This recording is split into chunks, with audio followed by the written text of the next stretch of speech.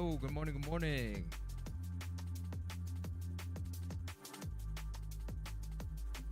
Guten Morgen.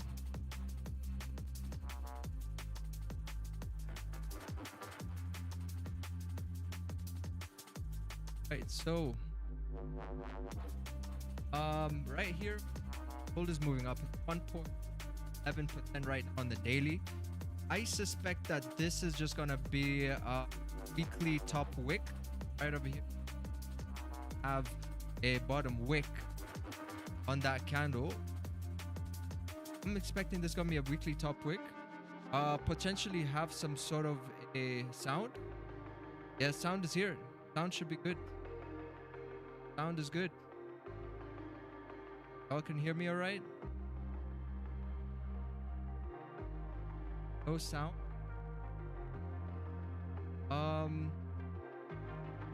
I can one. Oh, okay. I think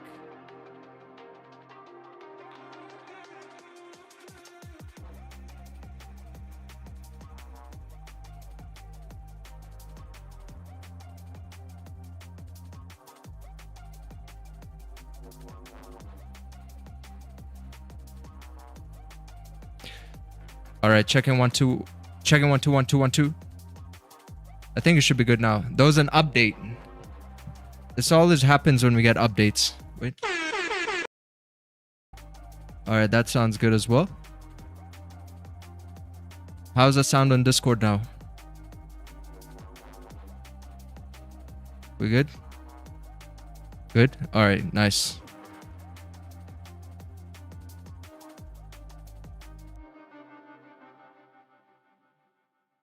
See, boost effect, that's off. All right, nice. Let's just pause that for a minute.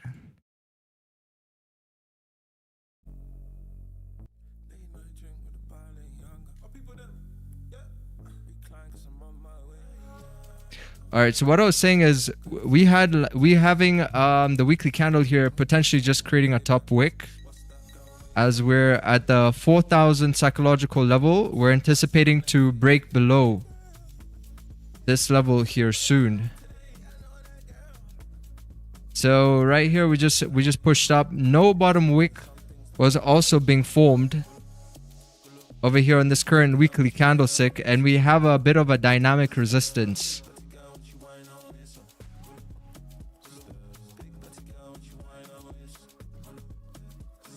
I believe that should be that 8 SMA. So we got dynamic resistance on the weekly 8 SMA. That's that's a 8 SMA that's currently holding price down, and at the same time we're just having the quarterly candlestick potentially looking for a follow through to the downside here soon, right? So that could be the quarterly top wick that's been formed. So we got to keep tabs of what kind of a macro fundamentals start to come out, but this is what we're expecting here, and potentially like a flip of that and then to keep coming down. So let's see what we can get stuck in today. It is the beginning of the week, so the beginning of the week maybe you want to be you want to be a little bit cautious over here, because the market can start rolling over at any point, right? So we're currently bullish, but the market can start rolling over at any point.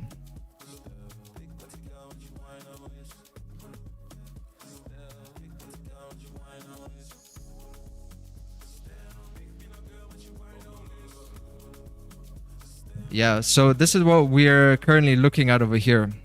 So we have a range. We have resistance here, and then we got like some kind of a support level down over here. So overall, we're not really going anywhere. This range here, so you got to get TradingView some seconds here to catch up, because you know we're moving so quick over here that TradingView or something is not working. I think it was my, what do you call it? So some of you don't have this setting on. First of all, some of you TradingViews are very laggy and slow because you have disabled hardware acceleration. Like, have you ever seen those influencers, those trading influencers, when they're breaking things down on their laptops, and you're wondering why is this guy laptop so slow? Why is everything moving so weirdly slow? It's because most people have this disabled, right? So don't disable your hardware acceleration. I got mine enabled, but I don't know. I think on my PC, for some reason, sometimes it lags a little bit. So when I try and click these things, it needs to warm up or something. It's weird. Yeah, but I think y'all should go and check that setting out first and foremost, so we can have a silky smooth trading experience over here. But you see, this is that range. It's like a 320 pip range that we're currently holding, correct? So we're not moving anywhere at this very moment. We got this high right over here, and then we got these lows that we are currently holding. Now the thing is, if we start to break below this level right here, yeah, I think gold can find its way down. It's gonna find its way down and kind of correct this move. You see this move over here? This is a massive gap that we have. That's around 311 pips, right? This is from that Asia market open. As you can see, I got my kill zones here. Very simple, very simple. Nice chart work. As you can see, we have the London open here, right there, the black line into the blues. And this was the market close, like New York session into market open, right? Oh, sorry. This is, this is Asia right here. This is Asia. So we just got the market open. So we're going to be looking at this potential market open gap. So now you see, this is potentially some kind of a pricing in that's going on. All right. Potentially pricing in with a move up for some sells later, because that's just a weekly, or like the weekly top wick. Right, so we still have that market open gap. Don't know when we're going to revisit it. We might revisit today. We might revisit maybe like a Tuesday, maybe, you know, like a Wednesday, because right now we still have that important area to keep in mind. So how can we catch a trade in this area is what I'm most concerned about. And you see, we can even have a range of around 68 pips. As you can see, if we start to break below these lows, if we push above the highs, would really need volume to get through these levels, because I'm not currently seeing any sort of like a clean range for price to move up over there. All right, you know, the whole idea behind also this morning's trade was that we had a clean traffic all the way up until this resistance. So, you know, we had some buys above this general area over here for price to come up to fill this range, which was around, you're like 87 pip range towards that resistance. So from entries, about like 88 pips from that entry point. Okay, I think it was a pretty nice confluence. We were also at the bottom over here. As you can see, we were at the bottom of the range, and this was the highs of the range. That, since, you know, obviously if we're going to be rejecting the lows, then we're going to be expecting the highs to get tested next. So our next level here was like around 41.05. It doesn't always mean that you gotta hold. Like, remember what I said, buyers make money, sellers make money, pigs get slaughtered. So, you know, you just gotta secure something over there. You gotta secure something. But, you know, like eventually we're gonna have price start to, you know, retest this level over here, which is kind of funny because even after this retest, I expected it to keep flying. After we had a retest at entry here and then it pushed up, I actually thought that was going to be the retest for the balancing. You know, sometimes you're going to have market come like balance positions out and then go in that direction. But Yeah, I guess the market got like another trick up its sleeve today, and it came up, and then it did like another minor just to make sure.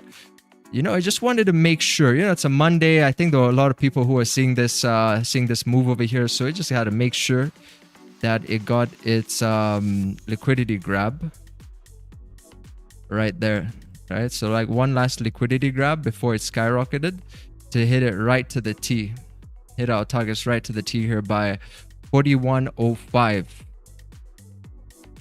Correct, and you can see that profit taking eventually the full profit range there being filled. Correct, so that was a pretty straightforward move. I would say that was a very nice bit of structure that we had to play in between. So now we gotta focus and see what's next. What can we currently do next over here? So this is now the area that we're looking at, because we're done with this other region right over here. So now I'm focusing on how is price gonna move at this current moment. Correct, because the past is in the past. That's done. I mean, you can use some analysis always from the past, like we have the market open gap down here, but for the most part the past is in the past. So we're gonna see what we're gonna do next. Order flow wise, we're seeing a lot of delta, a lot of bullish aggression overall. In terms of trading activity, we're quite low on the trading activity front, so I'm not really seeing too much volume here at this point. So we gotta wait for a little bit more volume to kick in to get a little bit more confirmations. So right now we just have this little engulfing candlestick right over here that's pretty much just engulfed this 3 white soldiers to the downside, I guess, or like 3 candlesticks, right? We just engulfed it, which should be a good sign of volume. But if you look at the time right now, we still have around 50 minutes until New York, but we can't see volume come in here because we're also trading at 4100.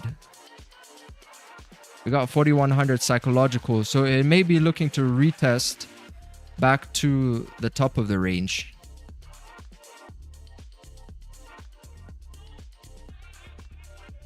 Right here, which is roughly around, let's say 125 pips, 125 pips away.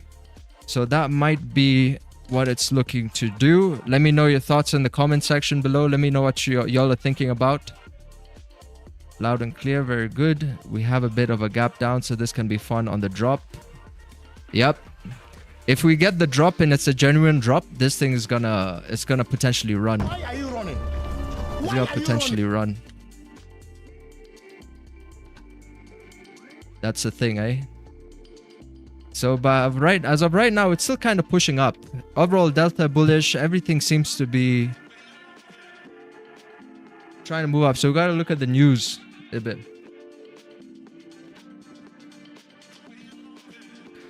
Let's have a look. Gold climbs 1% as US-Iran truce pressures oil. Aha. So all eyes on Fed meeting. Fed meeting, now we have to go and investigate. The next step is the forex factory here. All right, let me just, I feel like that might be a bit too zoomed in.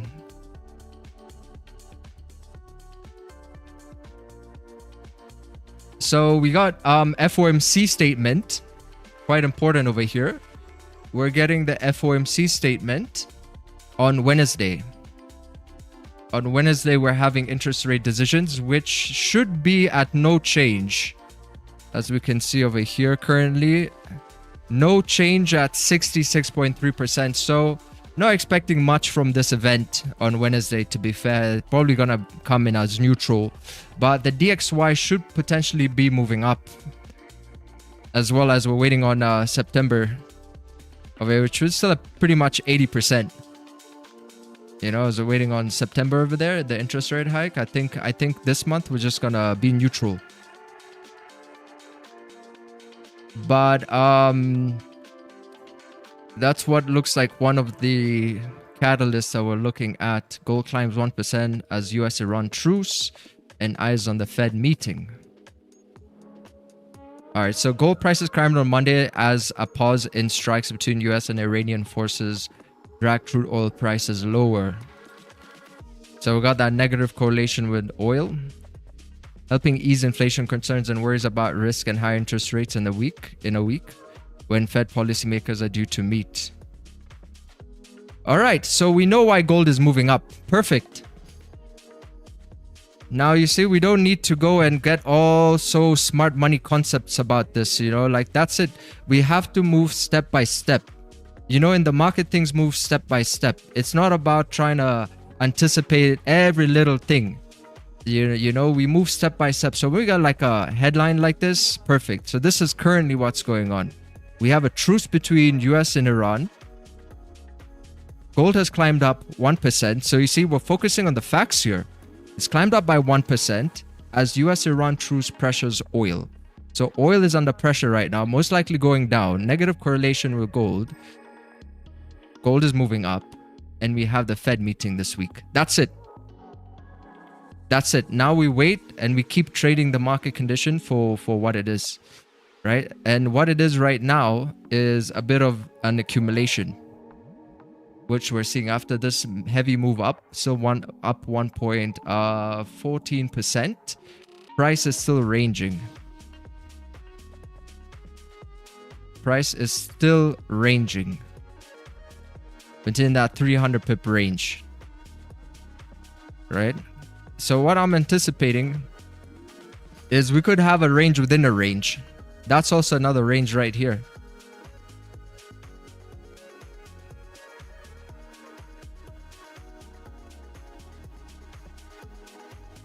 So you're going to have a range within a range from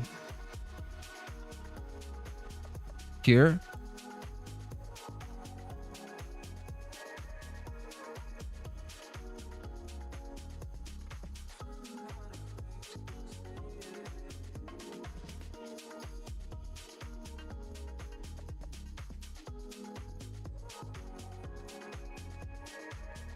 Nice liquidity grab that happened.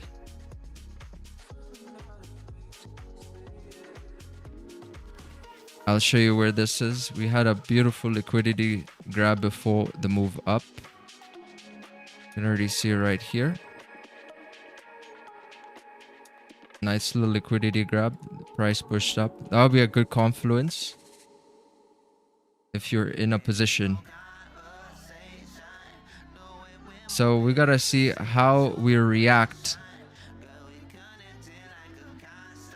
off of this next area right over here, because you know the thing is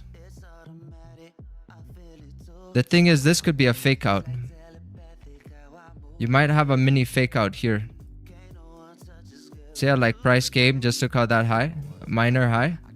You might have a mini fake out. Price might be coming down to retest this low here by 40.96. Come down like another 60 pips. So if that's the case, that means we've essentially tapped at the top of the range and we would be coming down to retest the lows again. And if you don't believe me, believe my magic tool over here. Look at this. Look at this. Oh, wait. I think it's got to load. Gotta shake the wand. Ah, there we go. There we go. Woo! Look at this. The wand is working finally. Party! Bet you didn't know you can do that on TradingView. Hey, what's up, chat? Come on, guys. Let's wake up. It's a Monday. Leave me some comments. Let me know what you think that the market is gonna be up to over here. So you see, we just had 1, 2, 3 resistance points hit to come and retest these levels down over here. Very nice.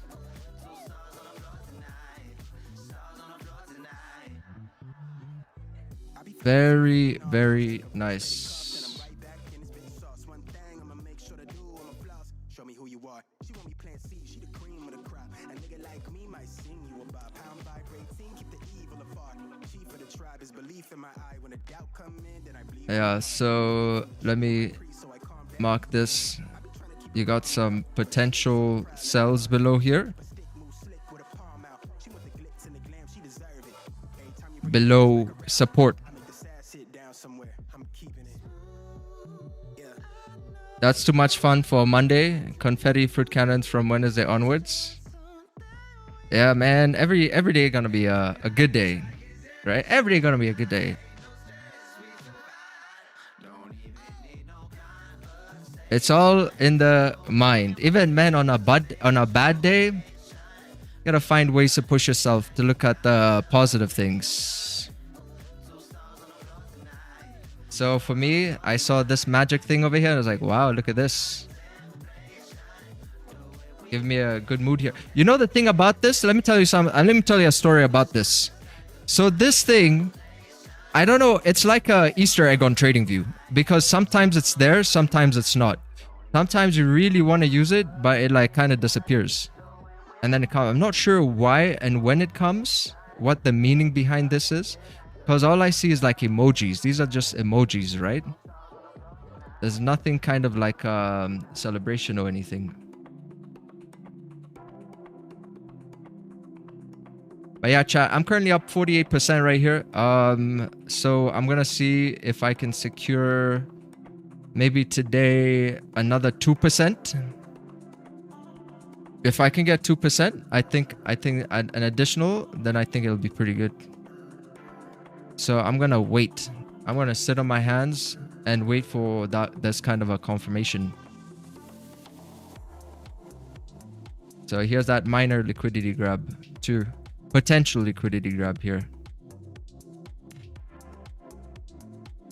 So we can call this like maybe a squeeze.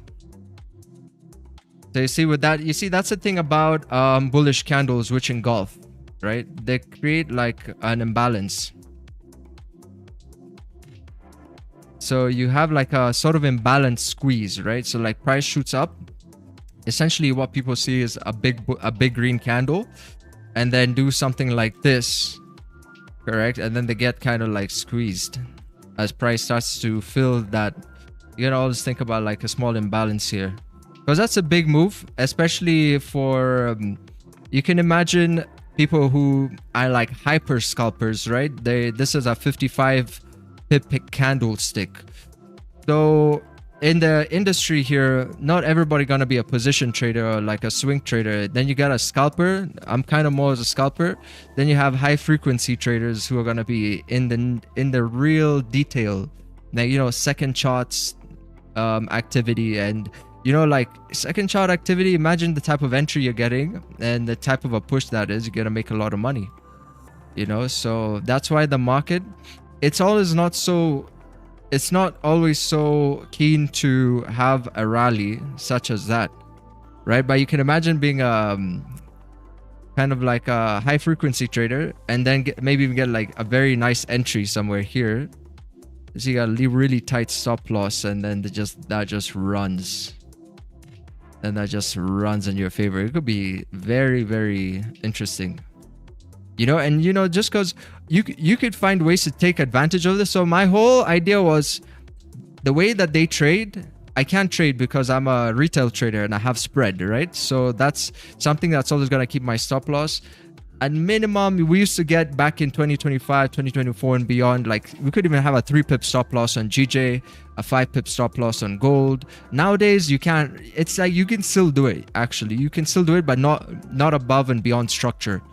So it'll just be within the candle's range, correct? So the whole idea was like how to still find ways to maximize gains, like high frequency traders.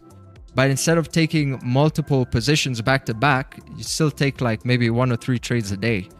So you're still getting stuck in pretty decent, because you know there's no difference between making 1% on a swing, position hold, or a scalp, right? Because 1% is just 1% at the end of the month or at the end of the day.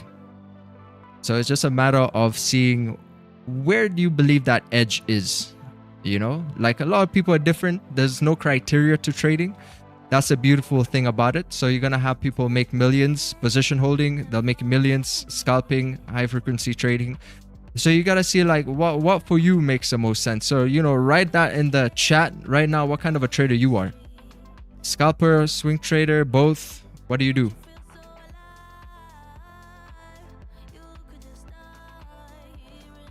But yeah, let's see if we can sort of reject this area over here. And then see if how price can come down.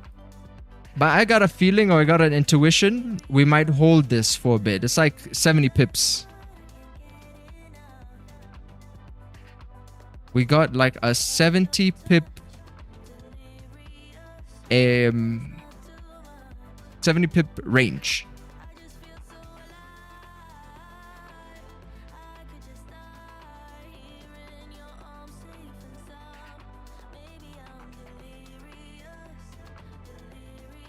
Let's see. Scalper definitely. Very nice. Average trade duration 10 minutes. Winners 15 minutes. Losers 5 minutes. Very good. Very good. You see, at least your losers, they're gonna have less time. You want to have your losing trades to give them less time. You know, you gotta be very impatient with your losing trades. Try to be a bit patient with your entries and your winning positions from time to time, you know, especially winning trades. When you're looking for a runner, from time to time you have to be very selective, you know, like you got to be very selective. So out of like, let's say 5 trades, you're looking at holding a certain number of runners. Out of 10 trades, certain number of runners based off the market conditions, right? You hold runners based off the market condition.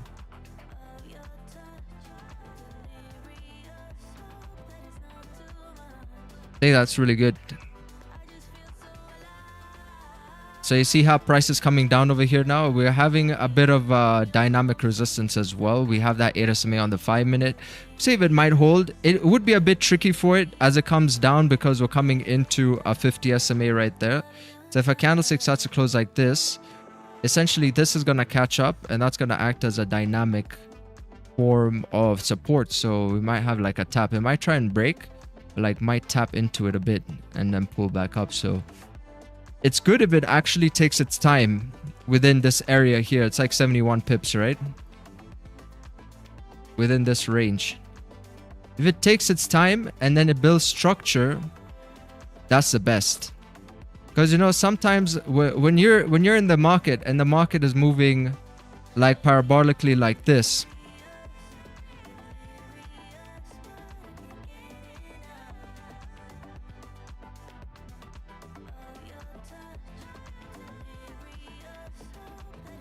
so, you know, the thing about parabolic markets,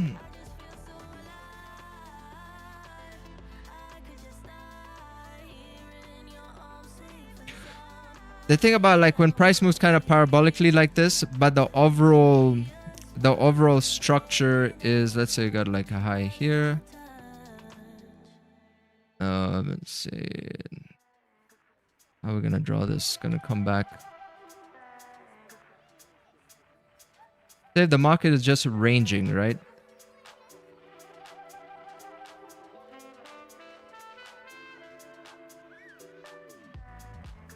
If the market is just ranging and you see a big move like this and there's no real sense of a direction, correct? Those can be a bit risky because of those pullbacks, because you can be certain that price is going to break out of the range, right? So this is very different when you see a big move like this. It's essentially what's happening here on the left-hand side. And we see a big move like this. That's not inside of a market which is moving aggressively upwards. And the structure is overall just creating new higher highs, right? And higher lows. So that's why I'm being cautious here at this very moment. even though the daily up here says 1%, you might confuse that as a bullish trending market like this. But you just have to always take a step back and see what is the market condition. So you ask yourself that question. What's the true market condition?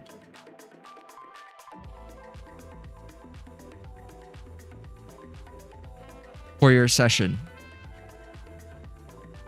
Right? Because now we're trading pre-New York, heading into New York. We're not trading the Asia. See, Asia was more parabolic. It was more like this. So that allows you to have a bit more of aggressive plays. But you see, at the moment, we kind of fizzled out a little bit here. And you can say it's very simple. Like, even a 10-year-old can understand this. They're like parabolic move up. But look at the true market condition of where we currently are right now. Correct? So we don't want to... This would be the wrong time to feel FOMO. Because this would be the wrong time to feel FOMO. Even if you see a lot of volume coming in. Like if you see a candlestick like this, lots of volume, still would not be the right time to play aggressive. Right? And that's why we called it an imbalanced squeeze right over here. Because people are still having the mindset of back over here. They're still thinking, oh, you know, price is moving up. I still want to get some buys in, getting all excited from all the bullishness that we had during Asia session. And then get caught up in the details in here trying to force an entry. Right? So you see, we have to be very cautious about market condition right now. I see we're also starting to break the lows. Trading at top wick, breaking the lows. Let's have a look. Okay, so order flow wise, that sell actually looks pretty good. Let's investigate the hourlies. Hourly time frame. Hourly's wicking quite a lot as well, something to keep in mind. So whenever obviously like market's gonna wick like this, that's already a sign to us that it's chopping people up. Because if you notice what happened here, it actually took out the lows. Small little liquidity grab there. Came up. Candlestick came up. But look at this. Low volume. Low volume. You see how it pushed up? Next candlestick broke its previous highs. And then the hourly reflipped back down. And this was a giveaway for even this morning's trade. When I was seeing that the price was moving up. And then moving slow. Because you see, look at what happened here. What do you notice? What do you notice here? Price moved up initially. Beautiful. Moved up again. But you see on the second 5 minute here, it didn't go anywhere. So that distance, such a small distance, only about like 10 pips. So you're asking yourself, with all this clean range here, why is price on the next candle still closing like this? That's usually a hint for a potential rollover that's coming in soon. And I'm sure some of you have felt this before. You felt this one before, where it's like this exactly. Small little closure on the following candle. You can feel the rollover incoming. So that's essentially what I'm mentioning here, that we can still see on the hourly too. Massive candlestick, boom, liquidity grab even, and no follow through. Right? It broke the high and then started to calm down. Correct? So it's still a bit of uncertainty where that price wants to go. And you can also see it there on the HTF. And on the LTF, I think we can move. It's a bit to the right. On the LTF, that was basically the smoking gun for these players right here. Imbalance squeeze. Break the high, started closing bearish. It created a resistance. So that was the first warning. Created resistance, then the next candlestick came and it broke the previous candlestick close. Still not enough of a warning for you? The next candlestick closed another bearish candle, even closing that 8 SMA. Still not enough of a warning for you? The following candle still closed bearish. Right? Still not enough of a warning? Stop loss hit. So that's why the market will always give you, like not always, but let's say sometimes it will give you the luxury, and we call it the luxury of managing your risk.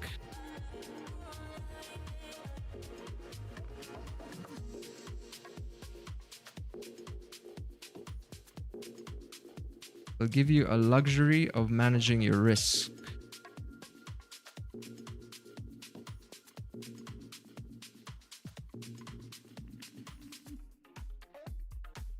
So let's see. Let us see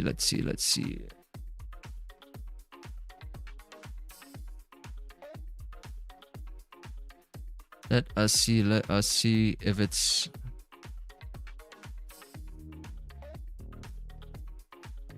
now whiplashing within this area here, or if it's gonna come down.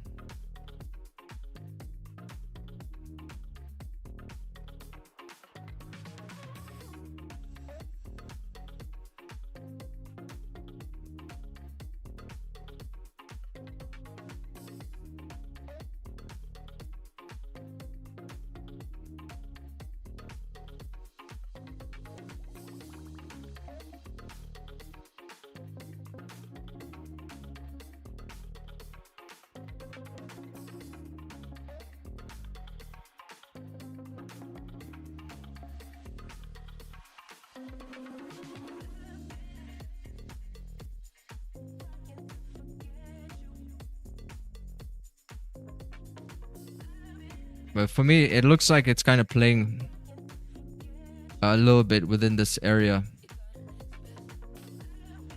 I think what the sellers really want to see is sells below 40.82. That's what they really want to see. This area here get filled. So watch out, chat. Like this, we might approach this. I'm not sure if it's going to be today or tomorrow or Wednesday. But this is a pretty juicy range because we should be, in principle, moving down, right? So I think this small little ceasefire that we're seeing between US and Iran, this little truce that we're seeing, right? US-Iran truce pressures oil. We're not sure how long this is gonna last. So this has been the keyword right over here, truce, correct? And that's how that, you know, whenever you have robots analyzing news, they look for keywords because sometimes a human, they still can't react fast enough, right? So you have Trump now offering signals basically for I think like 100K a month on Truth Social, getting it like I think 30 seconds. You're getting it 30 seconds earlier. I think you pay like 30 or $100,000 a month. You get it 30 seconds earlier. Before it used to be 60 seconds, but now it's moving a bit faster. Now it's at 30 seconds. So you get the, it's like basically words in lines like this, and then the keywords are being highlighted, and then you can see, correct? So this has been something that is moving gold up currently. But you know, the thing with the truce, we know this war is not ending anytime soon, so this is temporary, correct? I think we can all resonate with that. It's temporary. We all know this. It's right now July. How many times have you heard of truce this year already between US and Iran? How many times have we heard that? And then price again, all of a sudden Trump says he's gonna bomb the shit out of them. So that's why I think overall that volume should be going down, right? It should be going down. I think that's a reason why I also like holding like this, is because we're just creating that top wick. So you see, guys, I'm not saying anything here. That is my opinion. And I'm backing this, and I'm getting this data from, I'm not pulling it out of the air. We're literally seeing that information here live. CME group, headlines, and now it's all about just reading the market structure and saying, what can we anticipate from this market structure? Very well knowing that a rollover is potentially coming. You see, we're bullish currently, but market can roll over soon. Very well knowing this, how can we position ourselves to take advantage of that sell? Right? How can we position ourselves? Use tools, order flow. How to position trades. You can use order flow, market timing, structure, news. All right, these are just a few ways that we can position ourselves.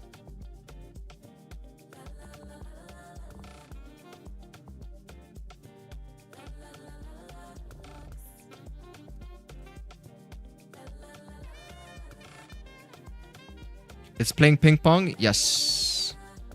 It's just playing ping pong for a bit. Just playing ping pong for a little bit. But it wants to push. If you go back on the hourly here,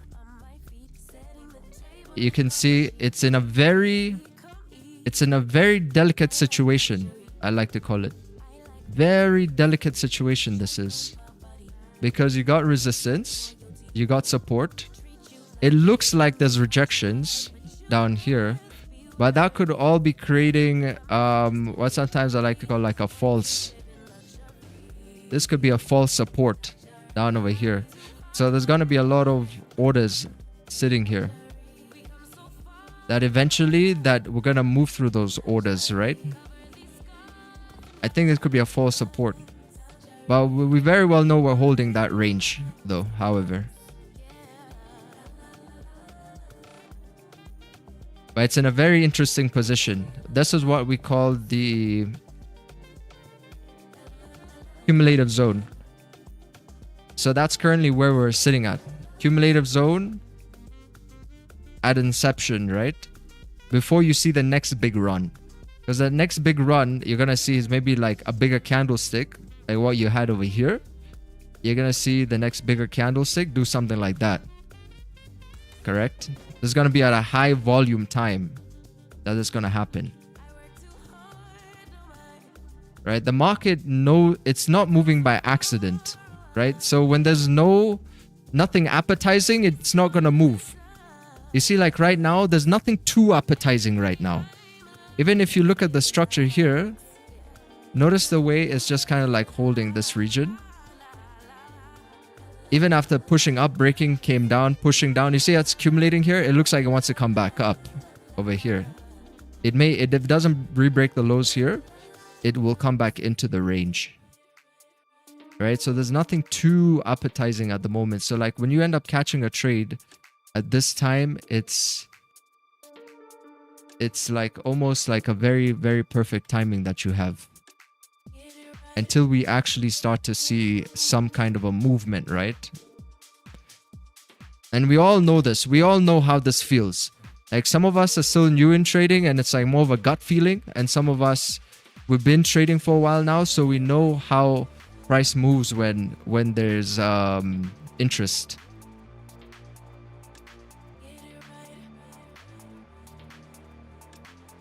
What's up, tall trader? Oh, there we go. Now breaking the lows here. Yeah, it should move away from this area because you look, the idea is not to catch this move, right? It's to wait and see if the market can actually move from there to show us some kind of a trading activity, some kind of a decision. First of all, you know, that it's actually moving with intent and not moving to Judas out of a position. So we got that. We still have high volume coming in here soon. We should be seeing that build up actually in a bit. So pay attention to that. We should be seeing that build up. And then price is going to hopefully reject these highs and then come down and test this low right here. Because now this is what the sellers are looking at here. It's a 40.90 area. Because you see, they got the imbalance short squeeze up here. Technically still holding positions. Now we want to see if they can move through that level. And to be fair to the sellers, they have a lot of confluence. I don't see a reason why not to move down, except just time. Maybe a time reason or market activity is slow. Although we're heavily bullish on the delta, the market activity is slow. So there's not a lot of like orders coming in to keep things interesting, to keep pushing it. Right? It's not feeding the market here, in other words. It's not feeding the idea. Although like things are lining up beautifully. So it's waiting for more market participants. You see, look how quiet it is. Literally. It's waiting for more market participants to be coming in here. And you know, it's like a Monday. Maybe traders are not currently at their desks right now, or maybe traders are a little bit risk off. Could be partly the reasons for such activity like this. So that's why it's important to have information. It's important to have a process and trust the process. Some of you giving up too quickly on the process. God is still processing you. So trust the process. You don't see it now, but when it's done, you're going to see what it was all about. Correct? That Steve Harvey says this. Love that guy. Steve Harvey, he knows the power of manifestation. When he was in his mid-30s, I believe it was, still sleeping in his car, sleeping in, he would have this one guy always call him early in the morning and say, "Hey Steve, how you doing?" He's like a salesman, right? Like just a salesman to kind of like keep him motivated or something. It's like, "Hey Steve, what are you doing right now?" And like Steve is still asleep. And this guy just kept motivating Steve. He kept motivating Steve. And, you know, I think like that kind of rubbed off on him. And then he saw the power of positive thinking. And, you know, is just one of those characters who really moved. He got his why right. And then he really moved in that direction. Before he was lost. But he got his why right. And he really moved in that direction. And now look at him. And it just happens on God's timing. That's just it. God's timing. You can never beat God's timing. Some people wake up when they're 20. Some people wake up when they're 30. Some people wake up when they're 50. I woke up when I was, I believe, 25. Yeah, like when I was 25. Literally. I was like, oh shit. I gotta take control of my life right now, because everyone's been doing the thinking for me my whole life. Because your whole life you're gonna be a kid, like from up until that point where you reach maybe your 20s. Then you gotta start thinking for yourself, right? So my mid-20s, I'm like, oh shit, man! I woke up one day and I was like, damn, nobody's coming to save me. Like this whole being broke thing was cute when I was still young, but man, it's not looking cute anymore. I gotta figure shit out.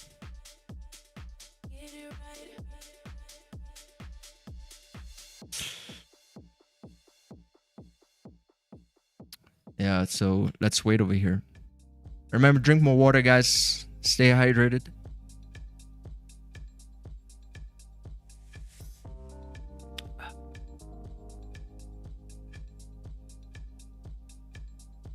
So good. Dump it. Yeah, let's wait. If it dumps, it dumps. At least we get direction. If it does not dump, then we missed a whip. Potential whip, right? I gotta lock in here in a bit though, because we're about to have a move.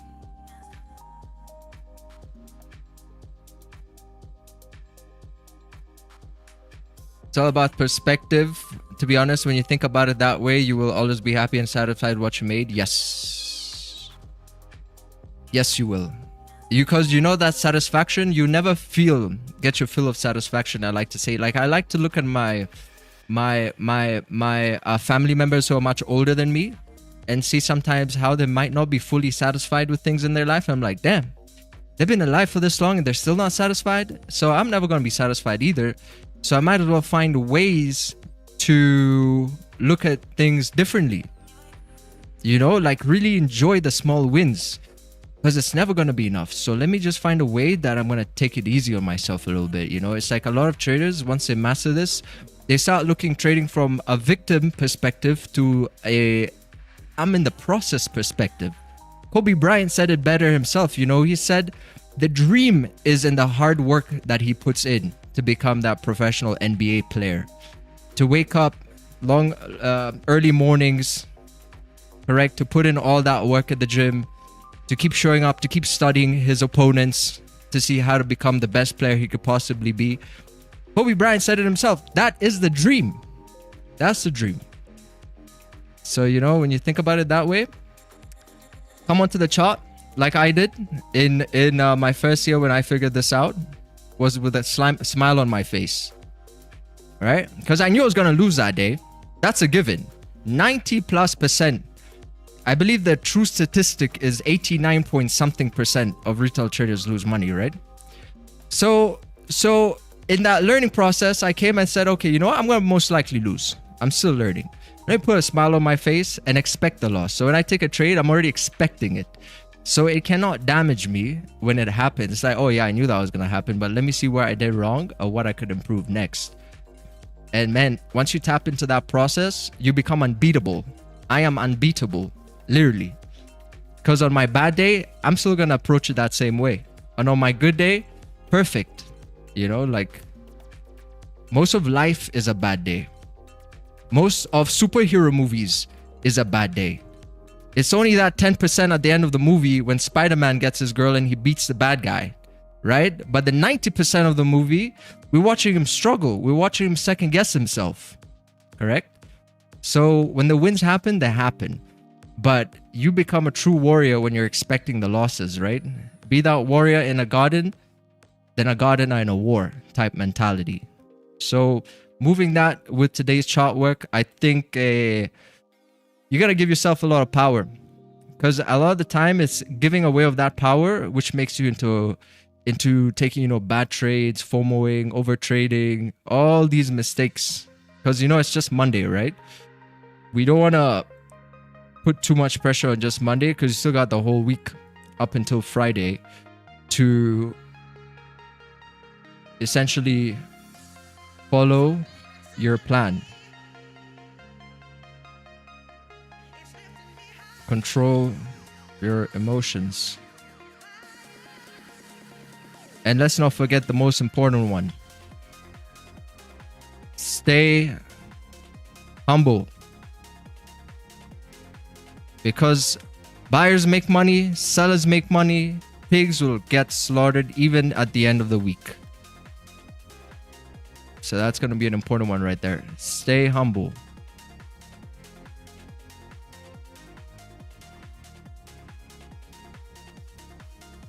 I see the sellers are coming in here. So we are having a reaction like we anticipated off of this range. See this? Range within a range. Because now we're at the highs of the range. So when you take a buy at the high of the range and you get a losing position like this, you got to say, oh, okay, so why did I take this loss? Right? Because now you're watching the stream, you have a different perspective. But let's say if you took a buy here and you took a loss, you're like, why did I take this loss? Because we're moving up. Daily's moving up. Everything looking bullish right now on the weekly. Why did I take this loss over here? See, you had a few reasons. You had, you're in a range within a range, so you're buying at resistance without any sort of a bullish confirmation. Because I saw the delta as well was like around 130. Last I saw was like up here, so you didn't really have that much bullish confirmation. And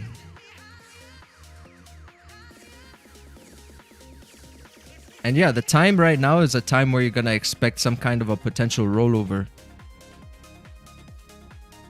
Because remember we talk about like the other sessions that market opens have the potential of faking out. If we investigate today, I haven't seen it myself, but let's see. For today's London Open fake out, I believe it was this one down here. It didn't seem like to be such a obvious one, but I think it was this one here, that wick. That kind of like took out the lows. Maybe try to trigger some positions in. And then it shot up after that. I don't think this was a fake out unless we're accommodating the higher time frame traders who are going to have much bigger stops. Maybe they got their stops all the way down over here and they had a bit of risk on the market. So we're objectively looking at where those fake outs could potentially be. But remember, our job is not to figure this out, right? Our job is not necessarily to become a good hindsight trader. Our job is to find out how to make good trading decisions at the time period that you usually trade. For me, it's like, let's say 5 minutes. Within 5 minutes, should be in and out of position. All right, so here we go. We just got the New York session. About to open here in 5 minutes. So now we got to lock in. I'm expecting a potential sell.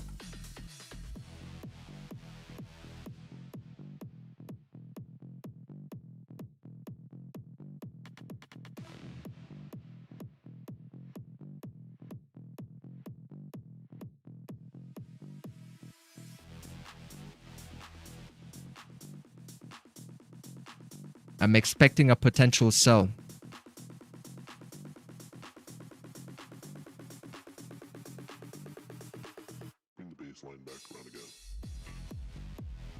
That's a 5-minute support.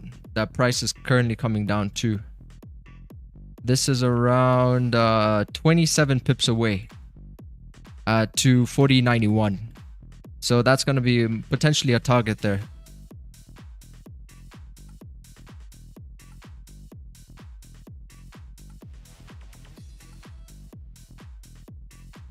That would be a potential target. But we're gonna see now if this is the market open fake out. Because remember, market opens can fake out. So this could be a V-shaped reversal. Like this to come back into this area. And then maybe come back up here. And retest this previous fake out that happened before. Because the market doesn't move in just one direction, right? Sometimes you have these trades like this, where it's like, it comes, it takes you out. And we all know this. It comes, it takes you out. You might think like it wants to move down, but then it comes back up here to your initial entry point. Then you're like, damn, that was a fake out. So we see we're already kind of like preempting all those potential scenarios. And the only way that you know this is by following a certain process. And you know, over time, you get better over time. Over time, this becomes like tying your shoelace, correct? Provided that you are moving at a sort of, I would like to think, expert level. I would like to think that I'm teaching here more of like an expert level. So we can say like there are some beginner elements, of course, because of course you need beginner elements in anything that you do. That simplicity is usually the building blocks of what comes or what follows most things.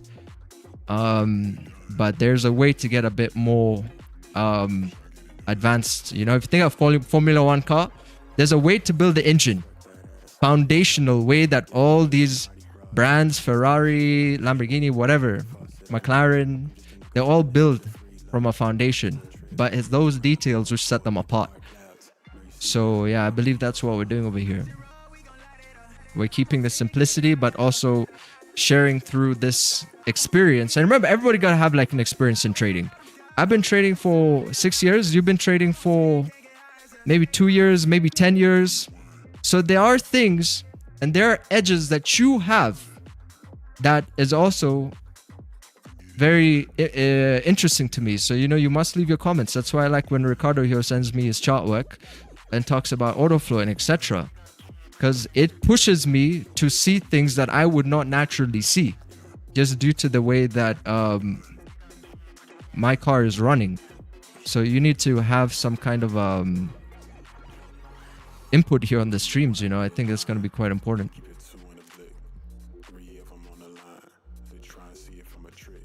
I think then we all become much, much better.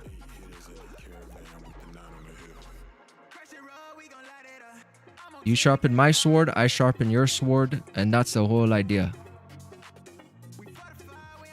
I gotta tell you, chat, if it wasn't for you, chat, I would not be trading auto flow. Literally. I would not be up 48% right now. I'll probably do my regular, you know, 20, 30% monthly. I would not be up 40%, 48%. It wasn't for you guys. So keep that engagement coming in, please. Because we're all here to elevate each other. I'm here to elevate you. You're here to elevate me. What a disgrace it is to be in a situation and then waste that potential to elevate each other. You know, like what a waste of time. That's why you gotta meet up with people. And all right, so we're getting volume over here. That's why you gotta meet up with people and ask the right questions. When you go to heaven, What are you gonna ask God? He'll tell you, ask me anything. Sometimes we just don't have the right questions to ask, you know. And that's like a way that you train your brain. You always gotta train your brain like that to get good at asking those questions. Because the market is just one big question mark. That's what the market is. So when you come into the market, what's your question for the market? Is it gonna open its doors to you? I don't think so. Not if you're not good at asking good questions.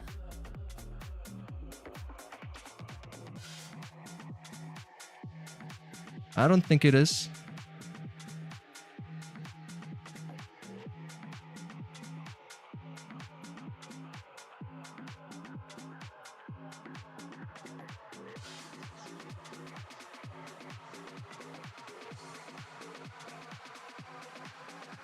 I'm looking to where to buy right now because I want to get into a buy. I'm just not sure where. I'm monitoring a buy and I'm keeping in mind this area here for sells because that could have been the market open fake out.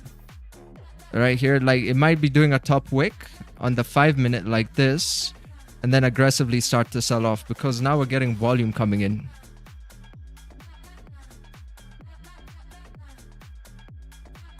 Just got the New York session here open up.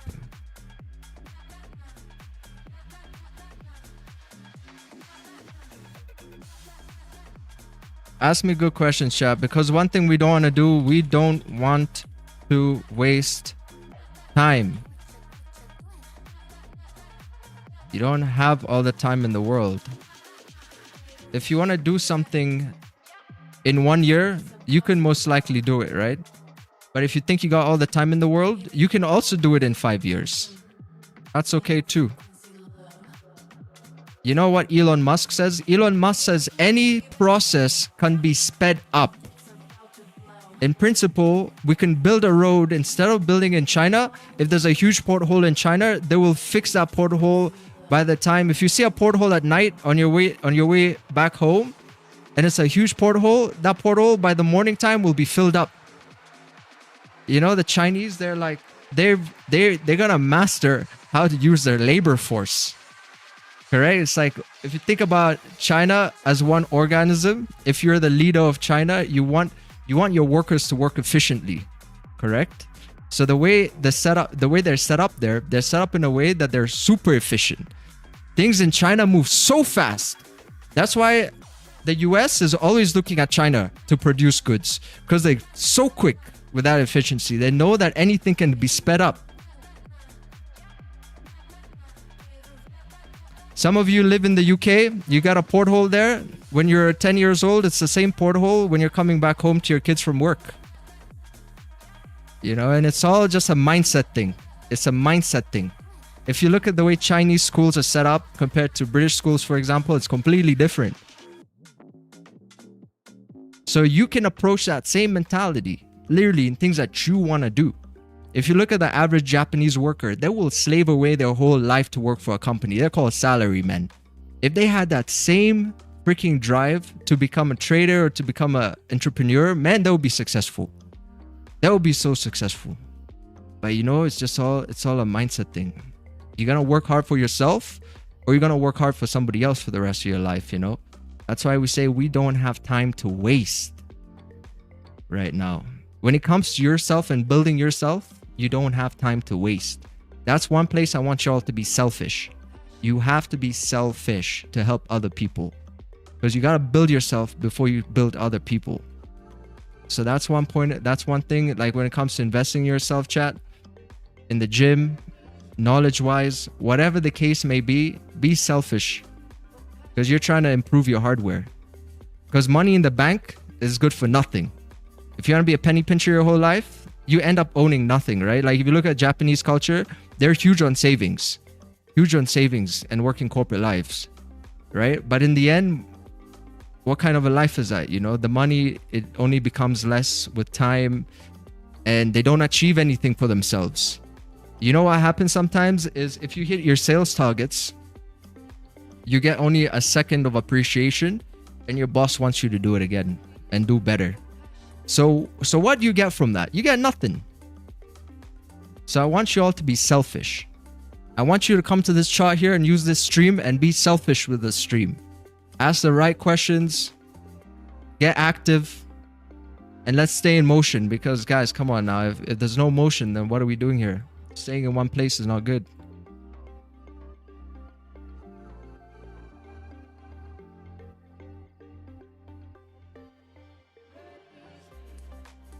When you are afraid to jump, that is when you jump.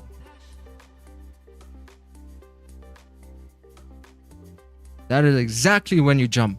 Or you stay there your whole life. When you get scared, you're about to jump out of a plane, man, that moment that fear kicks in, that's when you freaking jump. You don't give that fear time to breathe. You give that fear time to breathe, guess what? You stay in that same position for what could be the rest of your life. Right? Man, today I didn't want to go to the gym. I was so cozy wozy in my room over here, and I was just thinking, man, I just made $1,400. I could order like a pizza right now. I could just buy some stupid thing, gadget or something, you know? I'm like, man, the thing that fills your soul is the things which are hard to do. So number 1, taking a good trade in the morning. Number 2, taking care of your health. Number 3, making sure you're eating properly. You know, those are the things that you should be looking forward to every day. Man, I'm that type of person. Like, even my girlfriend, man, I sat her down and I said, hey, listen, I gotta get you on supplements right now, because I see that you're low energy and this is not normal. We gotta figure out why you're on low energy. So we're looking like all of these things. Because just like in the market, if you have a problem, if it's a low energy problem, whatever the case may be, it's bound to happen again. So the thing is, how can we remedy that situation? It's bound to happen again. So you got to be selfish with yourself if you want to get better.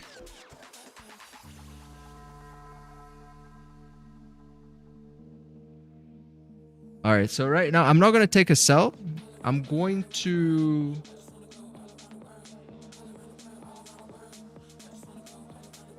wait. I'm going to wait a bit longer. I'm going to wait a bit longer and investigate this.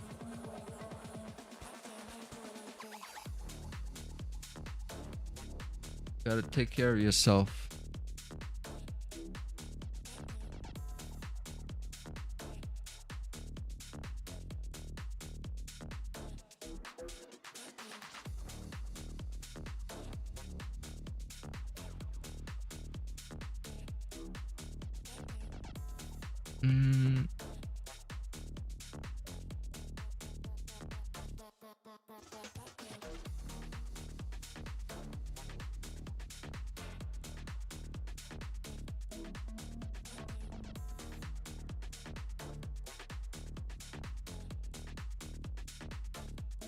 You gotta go for now, so that means you're a human just like us. Oh man. And you know the thing with girls, they don't want solutions all the time. You know, Woods knows this. Woods knows about this. You want to give a girl a solution and she says, I don't want to hear that solution. I just want to vent. I just want to say my problems. I just want you to listen. I just want you to be on my side. Right? So you gotta see, like, you gotta just wire yourself. You gotta understand your kind of a wiring there. You know, it's kind of interesting. Sometimes you give a solution and it's like, I don't need a solution, even if it's right. So let's not be that side of the relation. Not all girls are like this, but please let's not be like that. When someone offers you a solution, you must look at that solution and then say, okay, you know, does this make sense? Does what is being said here make sense? You know, objectively. Don't speak to argue. Don't speak to prove yourself better than others. Just say to yourself, what can I learn from this? Does it make sense? Because I could be wrong.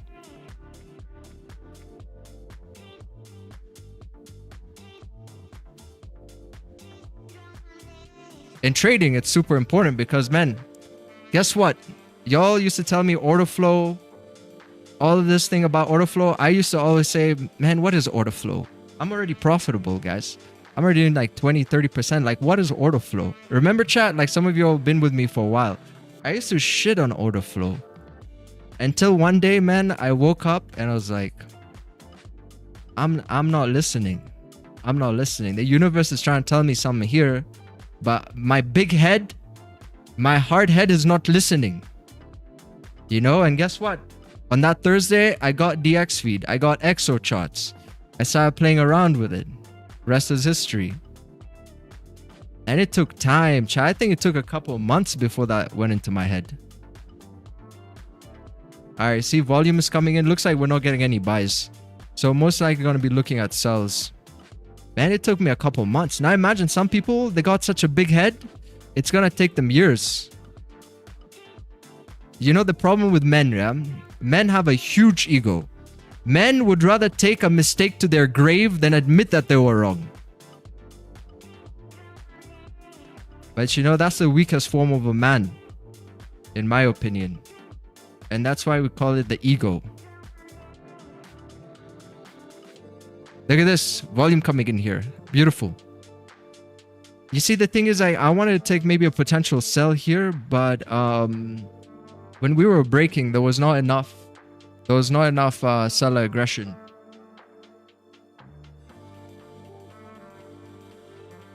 There was not enough seller aggression.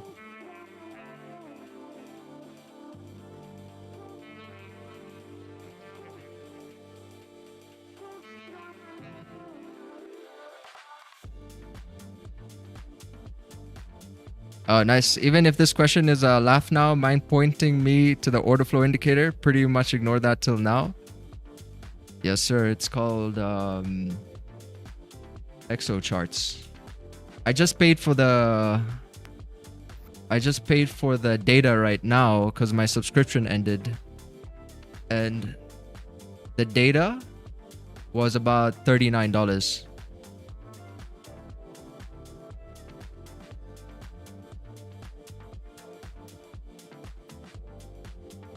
The data was $39, but that's what the software is called, EXO charts.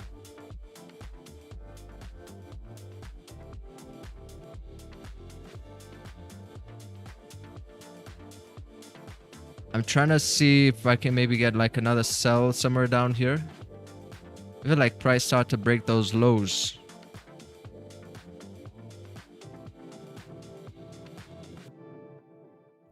Monday motivation. Got about like 1 minute 40 for the hourly closure though. Because this thing is nutting, but you can see we're getting a lot of activity, and I'm gonna wait like for... Man, look at this hourly just completely melting, chat. But you see, that's a rollover that we were anticipating, right? Remember we spoke about this in the beginning. And it's looking at that market open gap down here. I just don't like the look of the 5 minute. It looks a bit extended right now, but we got that market open gap down here. That's what it might be looking to fill throughout the Asia session. So I gotta wait maybe like about a minute here and just see how this 5 minute candle closes before I look to get stuck in.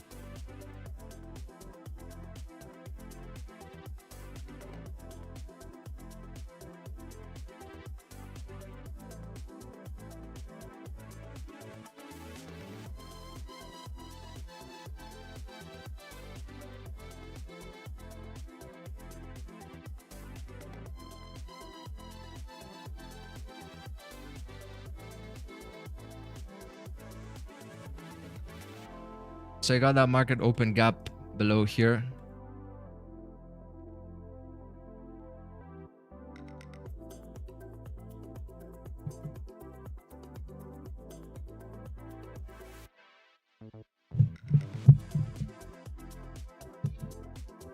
That time.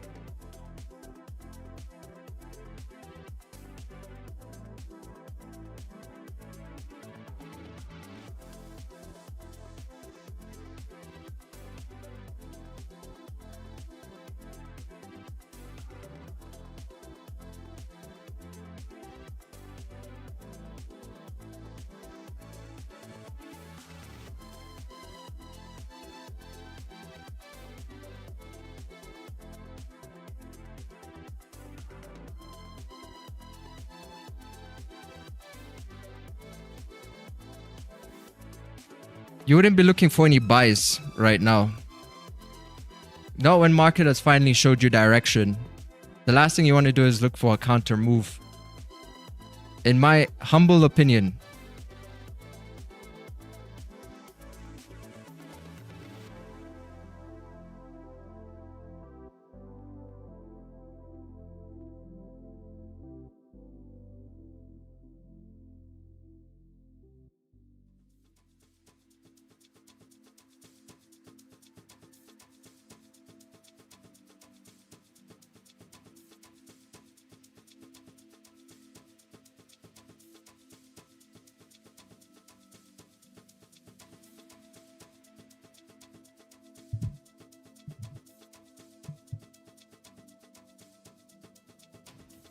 Previous hourly was negative 2.3 mil. Current hourly is negative 1.5 mil.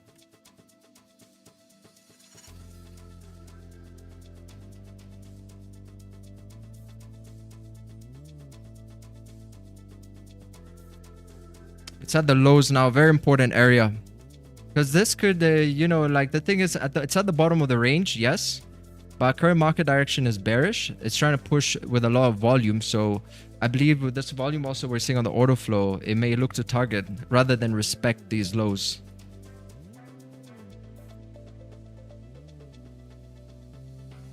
So the good thing about moves like this is they can spike, provided it moves through, it's going to have a probability of spiking additionally. Because there's a lot of support areas. There's a lot of liquidity sitting under those levels.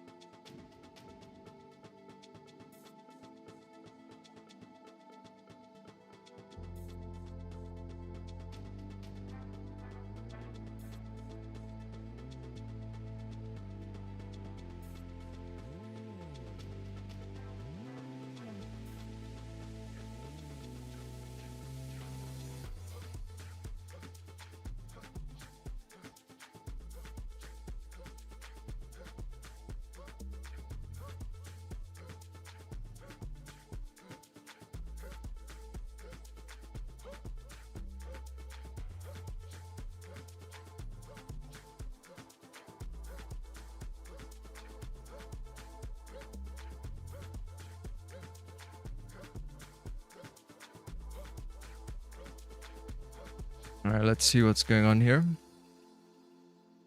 Still getting a steady flow of orders coming in.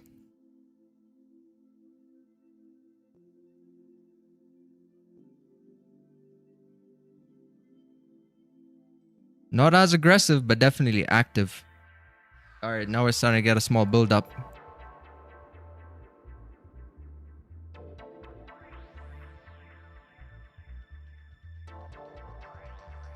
Yeah, it's gonna push.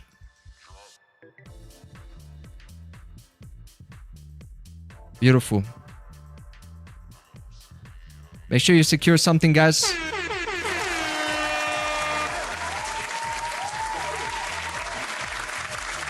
Make sure you secure something. Amazing. Very well done. Let's get out the magic tool here. Look at the order build up now. Look at the order flow side. Let's freaking go. See what I said? There's liquidity sitting underneath here. So sometimes what to you might seem like a support is giving us a better way to, when we get stuck in, that we're going to have like a strong push. I saw around 2K on that position. Secured 1.9. So secured around, on this move, 3.8%. So 3.8% plus 48.46 puts me at 52 for the month here, 52.26.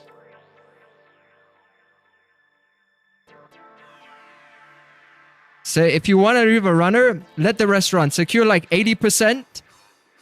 and then let the rest run.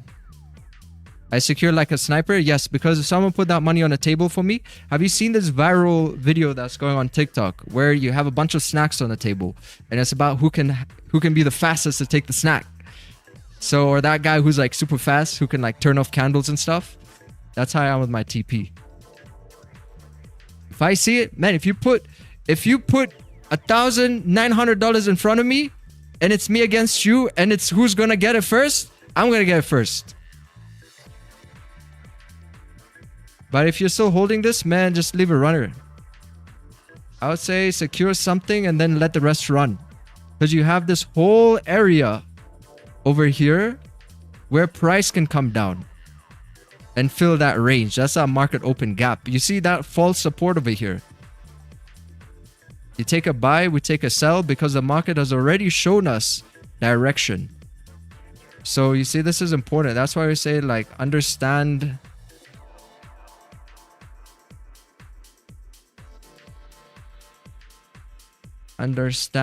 the time you're trading and market direction. Because the market was telling you here, hey, it is New York session open and we're pushing down. This candle itself has pushed 82 pips. That initial candle pushed 82 pips. So why would you take a buy? Look, price is already down over here from entry, 41 pips. Amazing. I wish I hold the first one. Oh yeah, let me see this. You got in all the way up over here. Price moved up, came down, took a sell. Yeah, if you held the first one, that would have been crazy.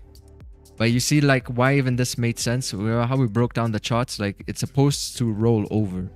The overall macros on gold are pointing bearish. Macros on gold are pointing bearish. So you see, as you are coming in here, this is what market participants are also thinking. And remember, we're breaking this down while price was also up here. So you get stuck in. Yes, you get your confirmations. So you're kind of looking almost slightly a bit ahead of reality because of everything we literally spoke about. Remember, we spoke about how people see something like this and they kind of like still think that that's going to play out. And because you also got like a truce over here. But you know, the truces never really last that long. So I think these are all concepts that we understand right now. Right? I think we all understand that. That's just been the game this whole year.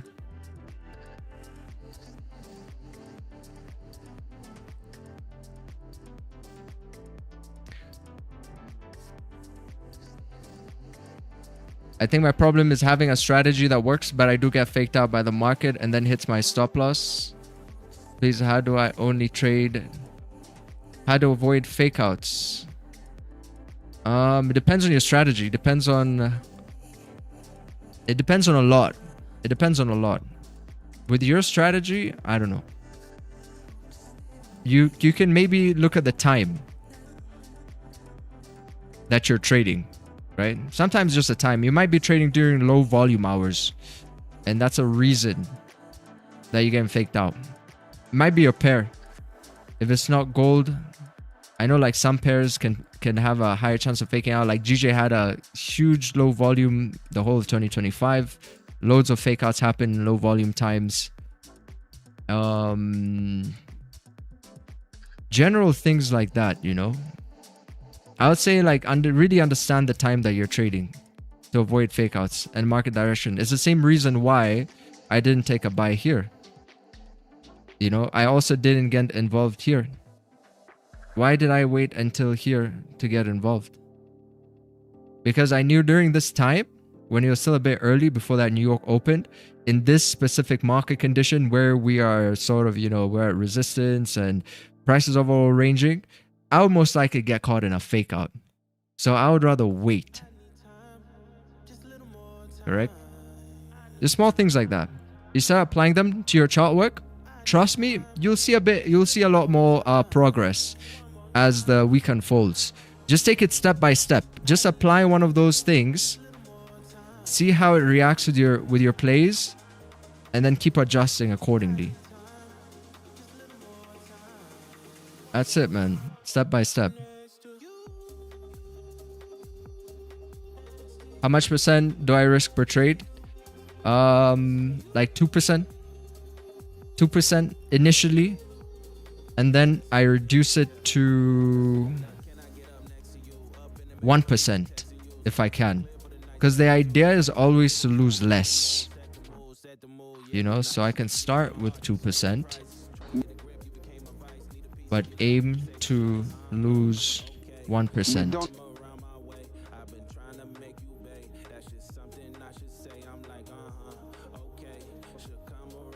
That is the goal. So I would say it's a pretty good move here. We pretty much just got the breakout from the bigger range and not the smaller range, because the smaller range came in a bit early. There was actually an entry confirmation here as well. There's a TFX entry confirmation there, but wasn't super convinced of the order flow just yet. So instead of taking this one, I decided, let me take this one here at the lows. So that means today I've taken one sell for New York, and I've taken one buy for where we're trading right here, up here, and one buy for pre-London. Oh, that actually came in a little late, huh? This was 5, 10, 15, 20, about like 25 minutes towards the open, London Open. Wait, London Open time changed. I think now it's an hour early if I'm not mistaken. Before it was at 4 a.m. Eastern. That's at 3 a.m.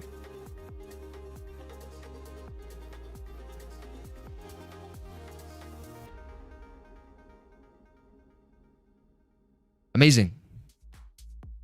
So I'm up for the day here about 6.62%. Nice. I don't think I'm going to give that back to the market. I'm going to keep that. I'm going to protect that. I'm going to protect that.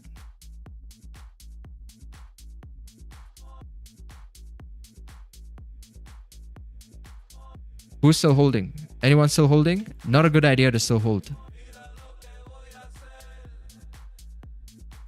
That's playing right now as a fake out on the long run context. Yeah, the market's always fake. You know, in the long run context, it's always faking out.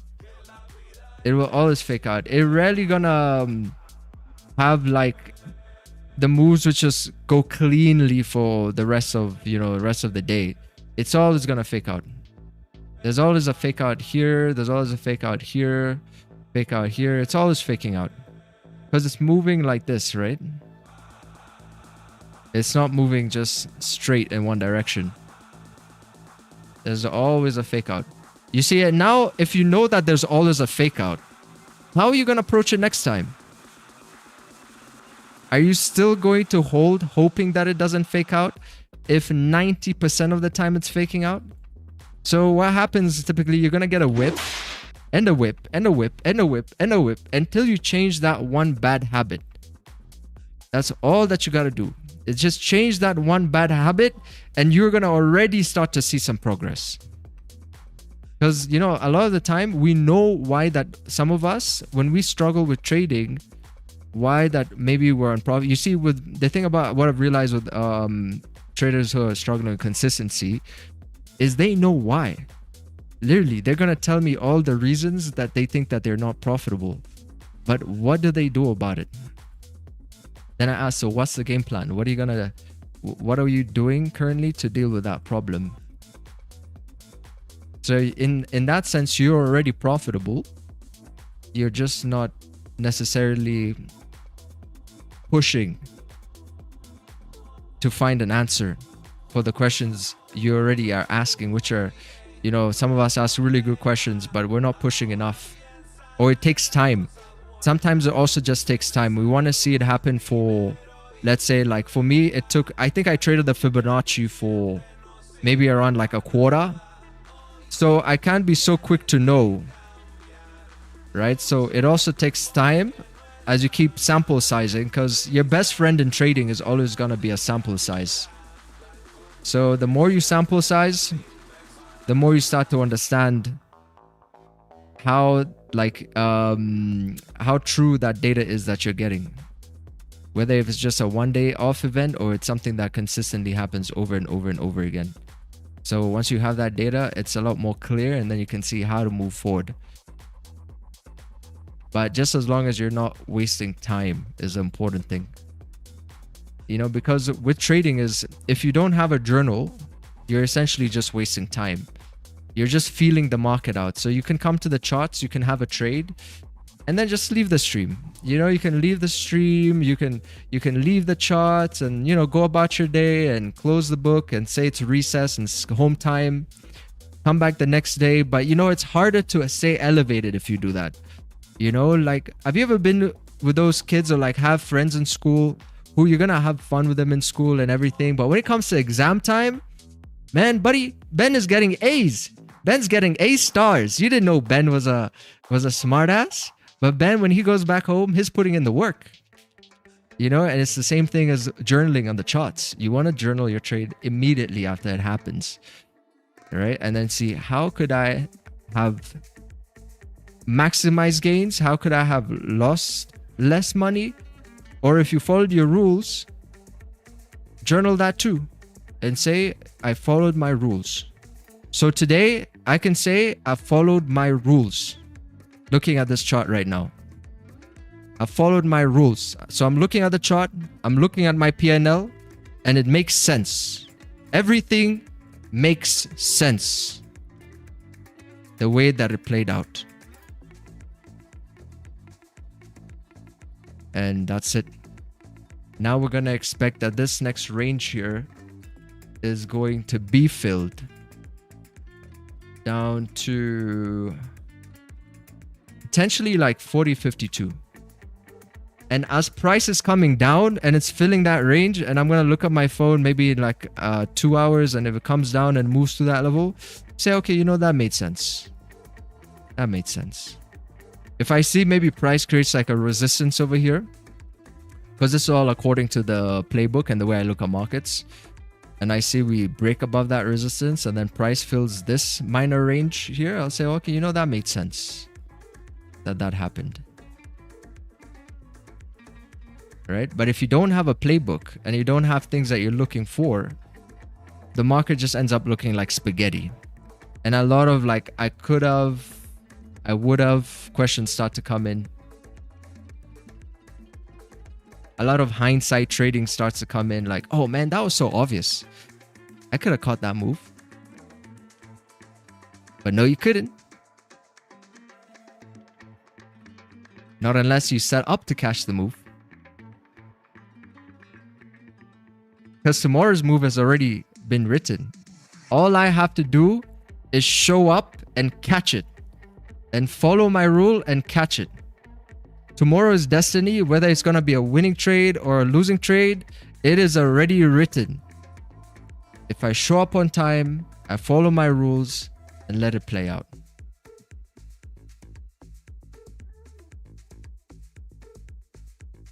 And I guess that kind of removes the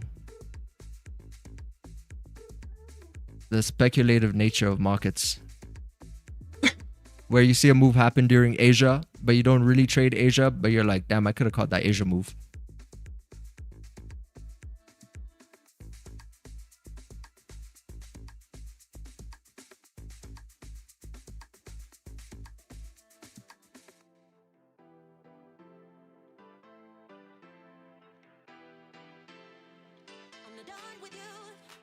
I'm barely even starting. Let's see, Dear Tetra, following up on a previous note regarding potential partnership with Hola Prime. What is Hola Prime Markets? In the past 1.5 years, we have delivered over 3 million in payouts. We operate with a zero payout denial policy. Independent review by, okay, showed that 98.35% of our payouts are processed within an hour. Oh, now let's go and see the reviews, chat. This is Hola Prime Markets. Apparently, if you look at a lot of prop firms, they all just have bad reviews. Hola Prime Markets. They don't have too many reviews. Oh wait, no, they actually do. 2,000, almost 3,000. Wow.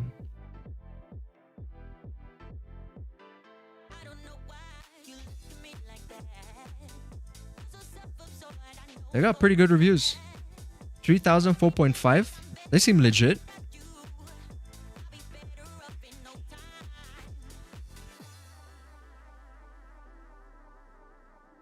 Anybody trading with Hola Prime in the chat? How's your experience with them? TraderFi, Lucid, Epics are good ones. Yeah, those are big ones. Anybody trading with Hola Prime? Seem legit.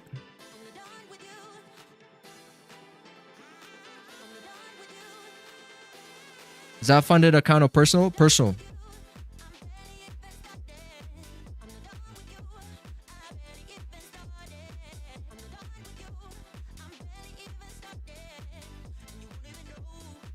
I'd hit you when I'm done.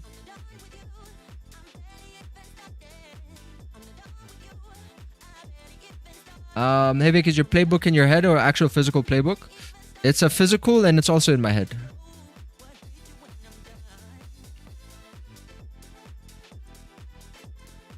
Hola Prime, they're pretty good. All 10 payouts get paid under 10 minutes.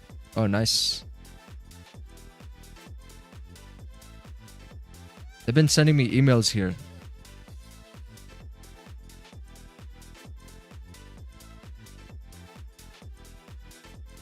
From Hong Kong.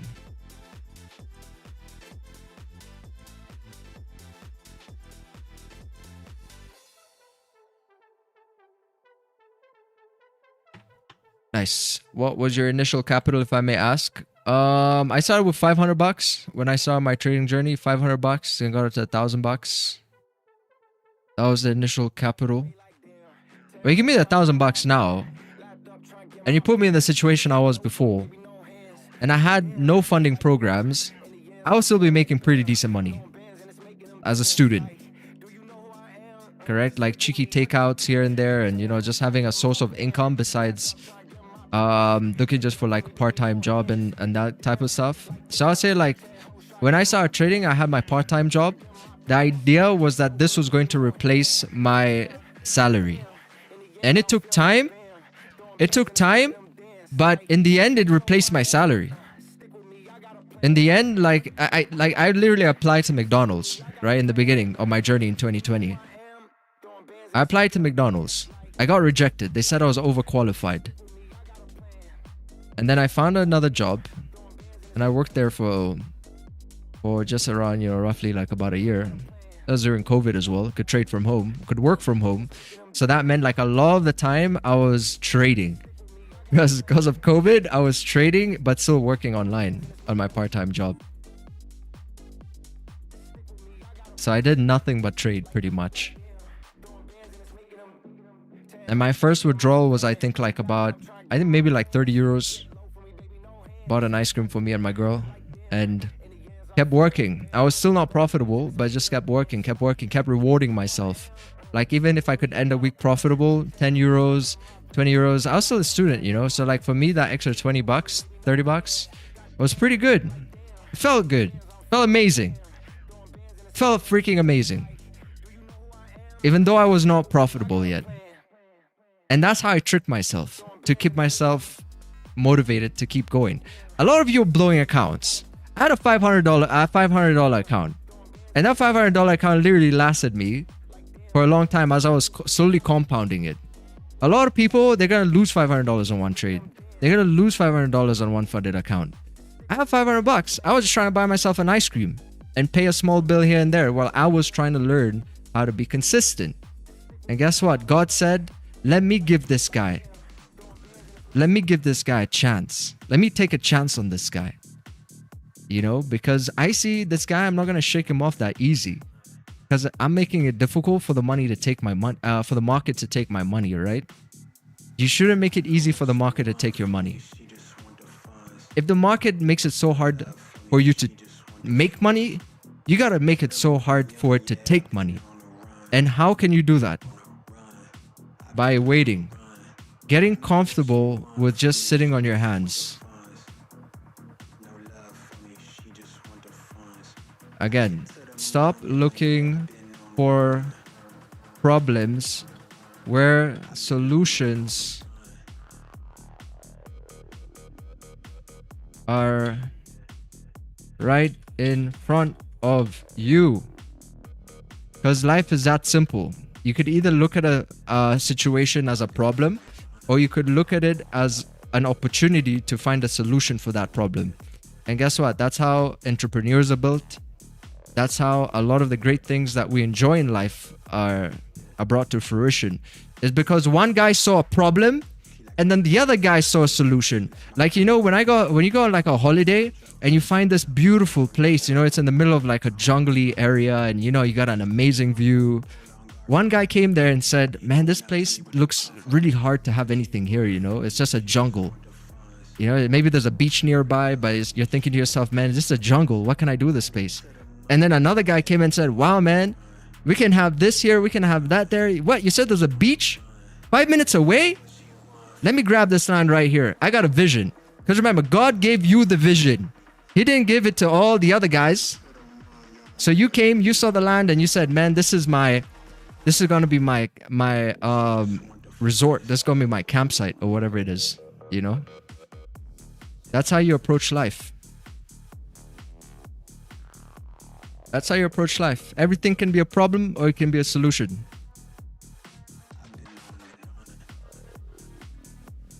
And you see an old car, like, damn, man, that old car, it's got some character. I can turn it into a beast.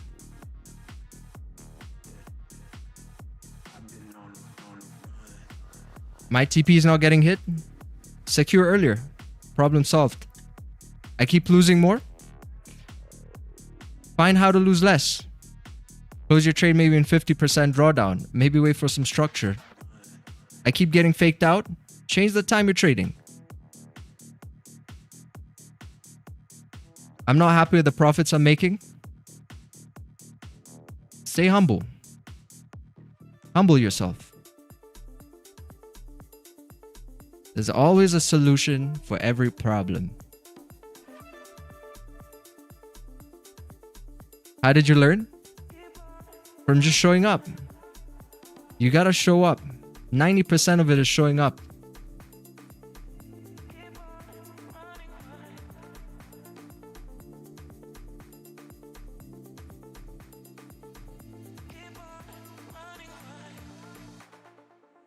How do I write a playbook? What you gotta do is have a label chart. So let me show you how that you can start writing a playbook over here. So start doing this. Start labeling your charts like this. When you take a position, because man, look at this trade. Just look at this trade, right? And now look at the trade that I took this morning. Correct? You see, it's in the process. This was something that I posted here in 2024. In June 2024. And this is a trade that I've taken here. In July 2024. And this is a trade I've taken here, which is kind of funny. That was posted in July 2024. This was posted in July 2024 on the 1st. And this trade was taken here in July 27th, 2026.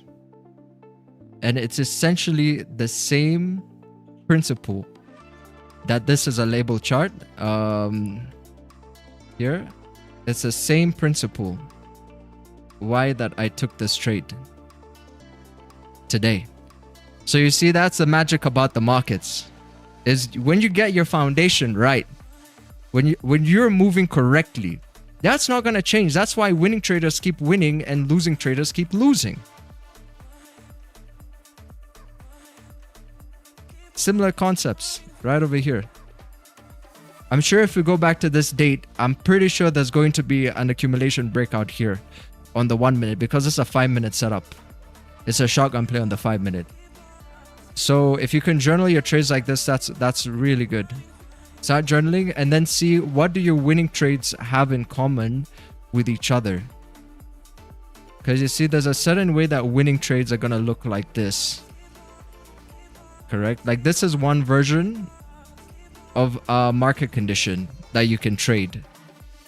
Like this, right? It's the same kind of a situation we had this morning for the buys. And then you see the trade that we just took right now, that's a different version of a market condition. Which if you've been on the stream, we've been breaking down literally for the past almost 2 hours now. And then after the trade is taken, you take a picture of it, you sample size it, and that's how you kind of break it down to bite-sized pieces, right? And then you can identify each different market condition. So when it's time for you to do like a funding challenge or like take on bigger risks, you're going to look for the ones which are like this. Like right here, this is a good example of a high probability type of a trade. The one that we just took right now, it's also a high probability trade, but it's not as clean as this one. And then just keep doing that. Keep doing that.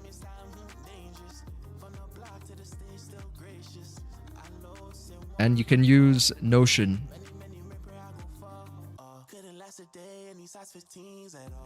If you use the Notion app, it's a pretty good app for journaling. Because you can build it from scratch. Correct? Because, you know, like when it comes to this type of thing, you kind of want to build it from scratch. You don't want an app to kind of lock you into a certain way that the app is designed to be journaled.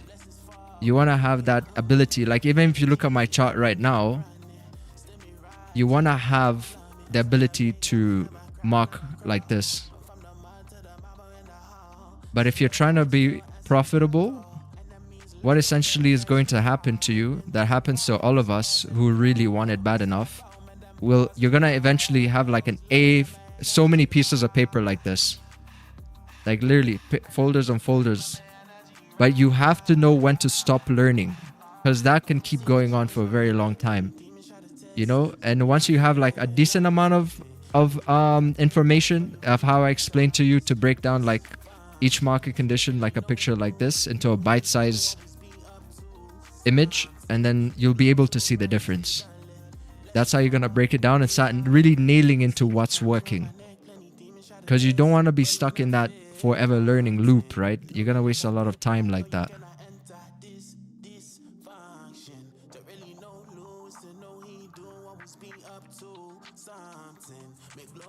You're going to waste a lot of time like that.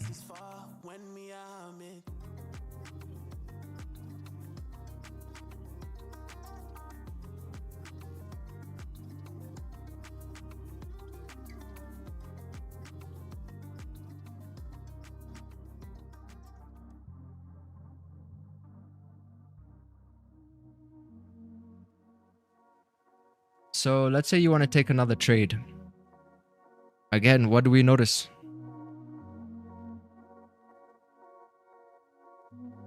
What do we notice? Cumulative zone. Should we start all this all over again? Or are we going to keep looking for problems and solutions? One day you have to stop, man. Whatever it is, one day you hit rock bottom, you're going to stop. It's going to take time. It's going to take time. But that's why we love rock bottom, because it's only when we hit rock bottom, that's when it's possible now.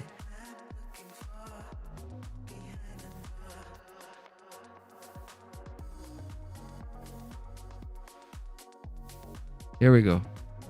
5 minutes about to close. Very well. Nicely spotted there.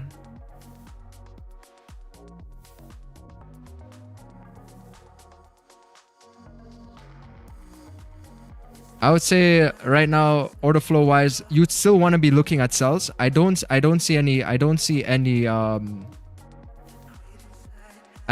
buys right now. The only thing I can say is like the hourly, it's been a little bit overextended, but it can still definitely push. If you look at the size of this previous hourly here, and then look at the size of this hourly here, it can still definitely push. It can mirror that move on the left-hand side. Correct? But right now, what I'm seeing is price kind of like stopped. And it's at a cumulative zone phase, and it's going to be looking to break out. That's to me what that looks like. It's waiting to break out. I'm seeing the order flow is pretty high. Here at 3.8 million. The only time you're going to have buys are going to be above here. And then you have potential sells below this level. Right here. So if you look at the price action right now, we're definitely in a consolidating market. Here, that's that resistance point. It's a resistance point right here. Yeah, you got like a support there. Now the support area here.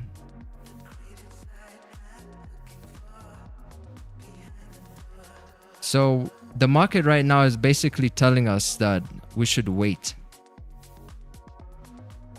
Right? It's basically at a waiting zone. It's what we call the cumulative zone. So you can think of it like a candlestick here, candlestick body. So it's building up orders in this order block. Correct? Got some other confirmations there. I think the hourly is also about to close in like 7 minutes. Would be the best case scenario would be new hourly open in 7 minutes. I don't know if it gives us the luxury for this. As it's holding this range is roughly 72 pips that it's moving sideways. But there's no buys. If you get into a buy, there's a pretty good chance you're going to get faked out, like above here. Price is going to move like this, fake you out, and then continue to move down. Bearish, and then break through that level.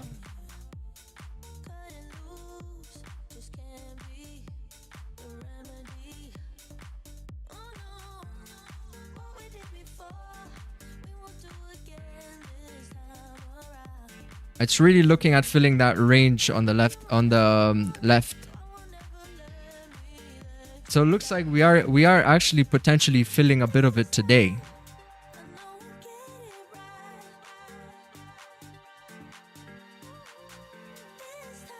I thought maybe we'll start feeling it tomorrow or maybe Wednesday, but there's a chance we might feel it today. Look at this. We have about 261 pips to the downside.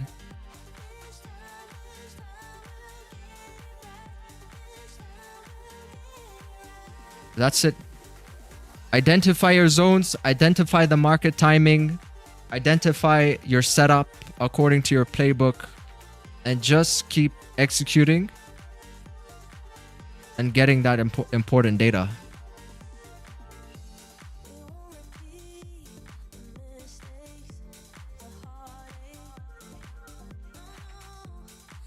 Do you think in the next hour it'll push down to the daily support level? Yeah, I think like 40, let's say like 40-60. Around maybe like 40-60, that's a daily support. That's the daily support. Because if you look at the weekly time frame does not have a bottom wick. That's a daily candle right here. There's still no bottom wick. So I think that's why I think this was like the top wick. Right? So most likely going to keep moving down. So a lot of selling volume today. Expect a lot of selling pressure today, as we anticipate to fill that daily candle that does not have a bottom wick. Expect really strong selling pressure. Until market starts to create higher highs, expect strong sells. Because what's currently happening here is even the previous 2 hourly candles are showing us a delta well above average. If you look at the volume here, the volume is 54.3 million. which is the highest volume we've had all day. And you see, like, all day basically up until this point, which is the New York session time. This is pre-NY and this is New York Open. Look at the delta so far, what that's showing to us. It's showing to us more selling pressure than buying pressure. So just stick with that. Follow the market. Don't outsmart the market. You're better off, I would say this, you're better off losing a trade that you follow the market than losing a trade that you're trying to outsmart the market. That's what I always say. Because if you take a buy now and it goes into profit, that's almost kind of more lucky. But if you take a sell now and it goes into profit, that would make a lot more sense. Based off just, you know, my opinion. My very humble of humblest opinions.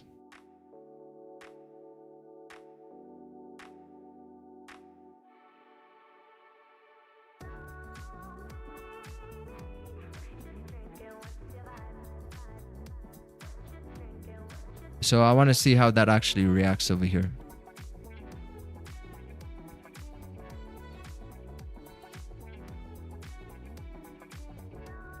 I think it like could be waiting for the new hourly open in about 3 minutes.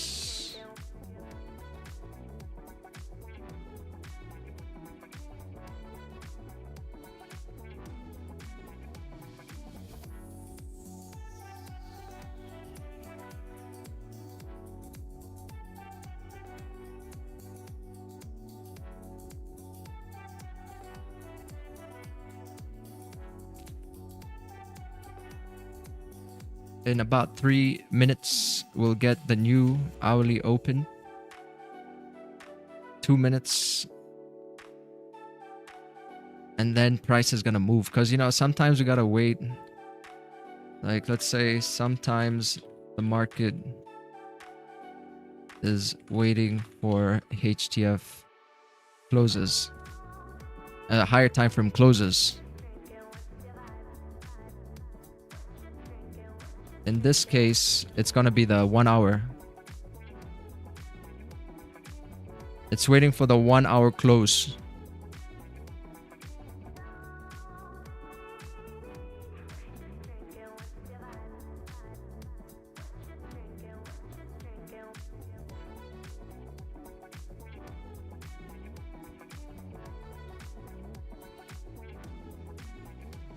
But I think so far, like Monday looks pretty good because Monday has already shown to us that we've had lots of volume.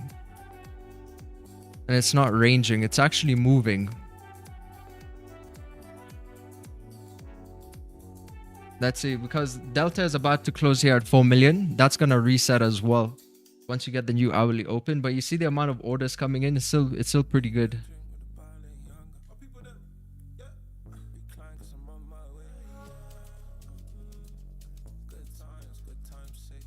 P8 still valid. Brace for a waterfall. You can feel it.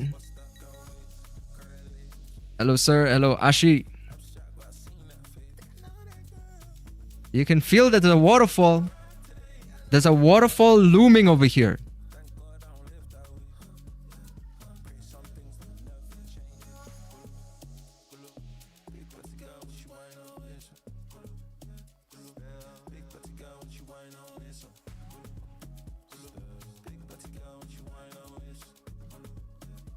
There's a huge waterfall waiting. And all you have to do is just look left. You know, before you cross the street, just look left. Look left and see where that we're heading.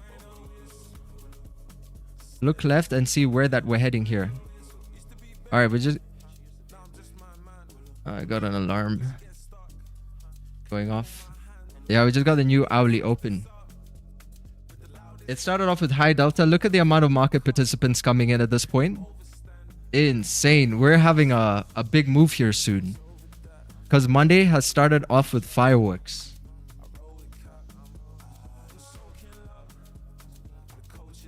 Holy. This is a scalper's wet dream right here.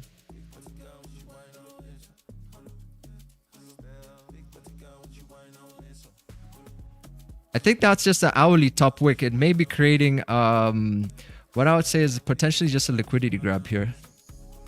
So you got liquidity grab as price came up. Unless it actually starts to break above that area, there's no reason that we're gonna think that price is gonna go up. So buyers are only getting real confirmations above this zone here, and then the rest of this is just gonna be selling pressure right there.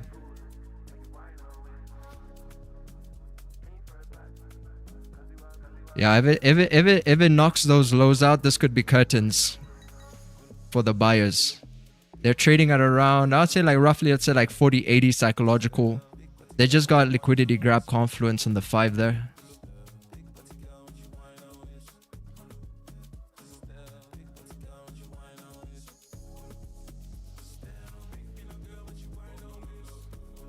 So whenever you look like at a trade like this, it should make sense, right? I think it should make sense. Leave a 1 in the chat if this makes sense. Leave a 1 in the chat if this makes sense. If you see it, if you see the vision.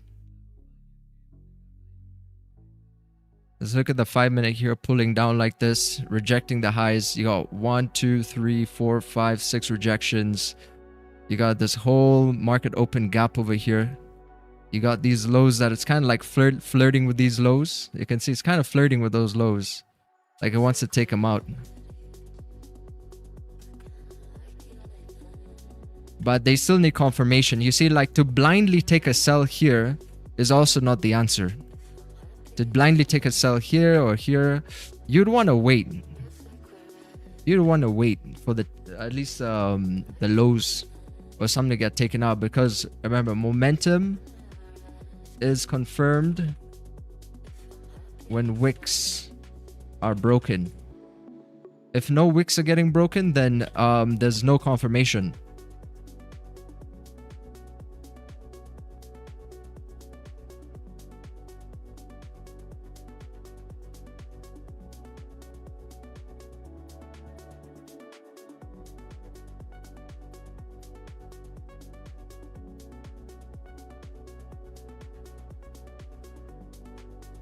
I'm actually surprised that the hourly did not open and just do this.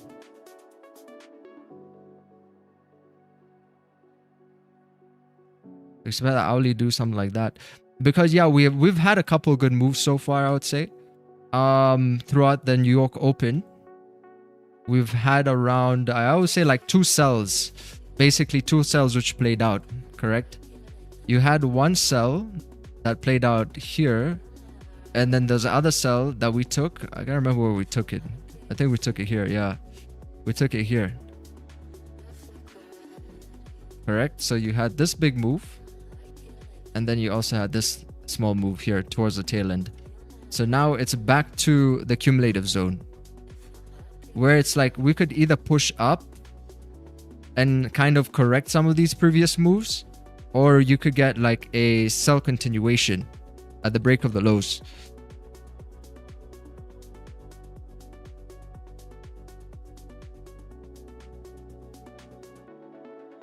Very simple, and all you gotta do is sit on your hands and watch.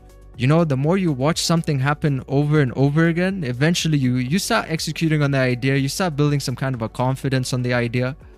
So, you know, you just gotta paper trade. If this is your first time on the stream, I would say just watch, you know, just watch. Just watch, paper trade, understand the move. Because the worst thing you can do is take a trade where you lose a trade on and then play the victim because you did not understand your position. And a lot of the time, that's where people tend to overtrade and over risk, is because they take losing trades on trades they don't fully understand themselves, because they don't have the data for.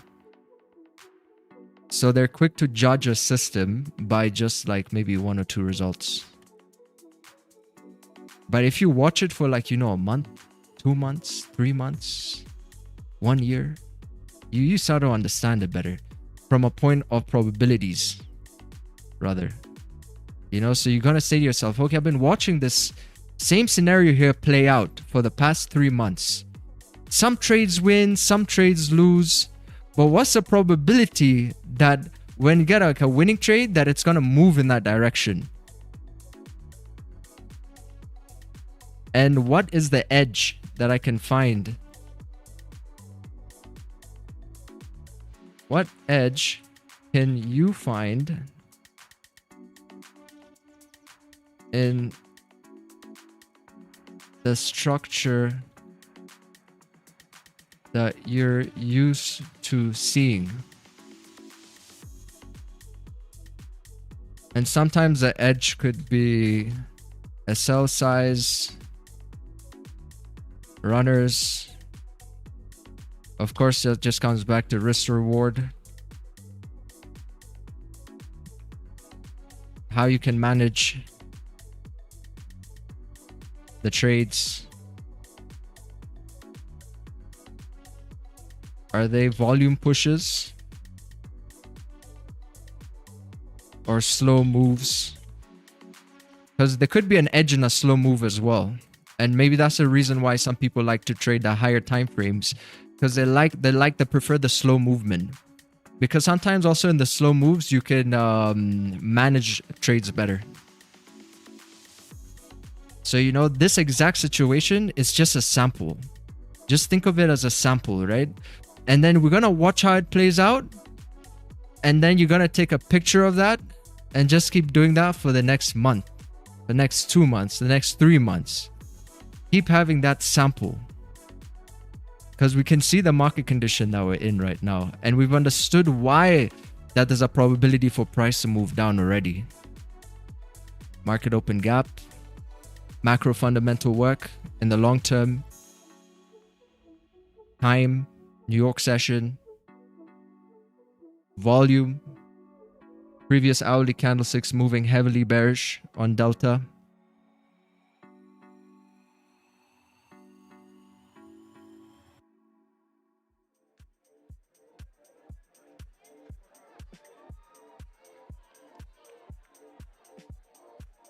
I'm in the buying side. Shall I close my trade? I would say it's too early to get out. If you follow your rules, stick with your rules. I'll say stick with your rules. If your rules tell you to take a buy here, then you have to follow your rules. It's just because if this is going to buy or sell, it's just a probability of this area here buying or selling. One trade is not going to determine whether you're right or I'm right. Correct? So if I'm right, it's just a probability of me being right in the situation. If you're right, it's the same way. You follow your rules. My rules tell me that there's no buy here. No buy until price maybe breaks above here, 40.90, and only sell below here, and avoid completely this range that we're trading in here, just to avoid this middle area. Just kidding, it's a sell trade. Yeah, I think that's better. It's gonna be a cowboy move. You know, people like these cowboy moves here, which it's gonna look pretty good on Instagram later. You know, you get like a pretty nice wick entry. We call them John Wicks. But can you consistently do that?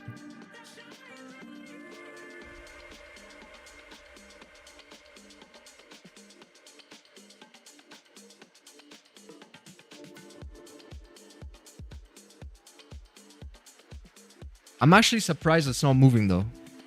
This is taking some time here. It's already been like 10 minutes into the hourly.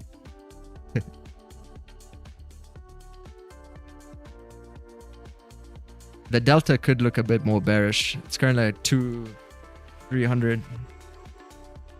Oh, it will? Yeah, I feel like it's going to be an early move though.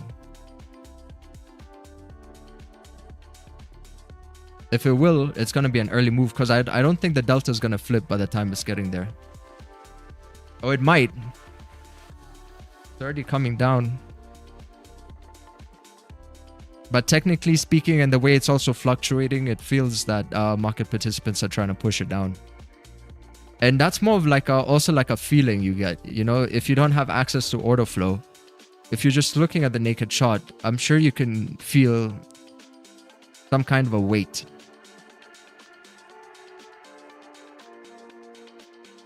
There's a weight in this move.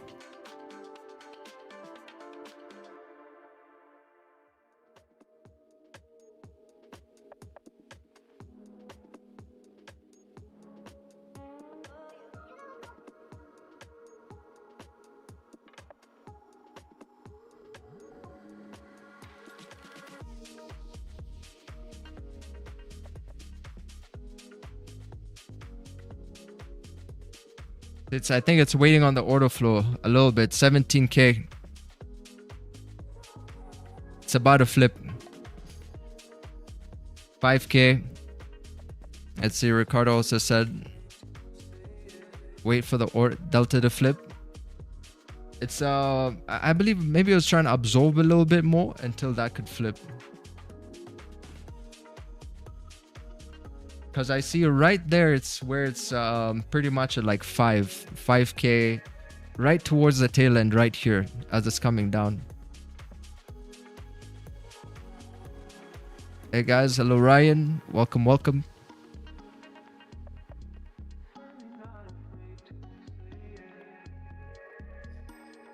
That's the only thing that's missing in this equation here is just delta. Only thing.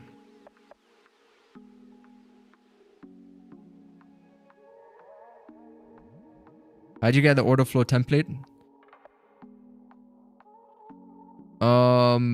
Send me a message on Instagram.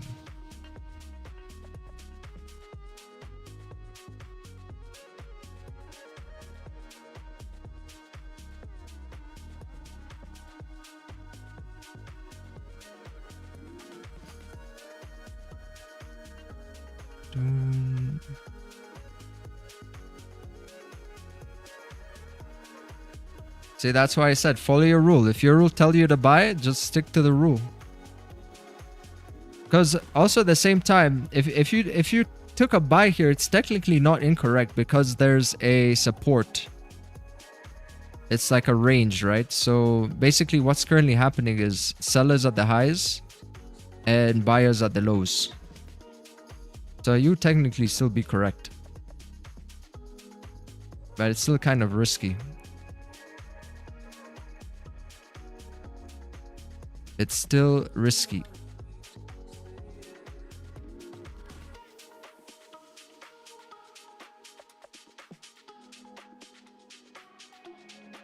It could be absorption as well. Because see, on the break here, delta was still bullish. But as it moves up, it gives enough space, enough room that the delta can flip bearish. So the next time it comes down like this, it's gonna be in line with the order flow. It pushes up, kind of like buys more time, and then we'll see. Because that hourly, right? If you look at the hourly right over here, look, the hourly is about to flip. It's still a doji. So this whole area here is basically a doji on the hourly, right? That's how the hourly looks. Like this. So no buyer or seller is in control right now. Until we either get price to move down and the hourly flips with a good delta, then we're going to have a push. But if the hourly stays bullish and the delta stays bullish, there's a good chance that once it breaks the highs, it can try and retrace a bit further. That's why I said it's a bit funny that the new hourly didn't move yet, because it's still kind of holding this area. We're about 15 minutes into the new hourly now and it's still not moved.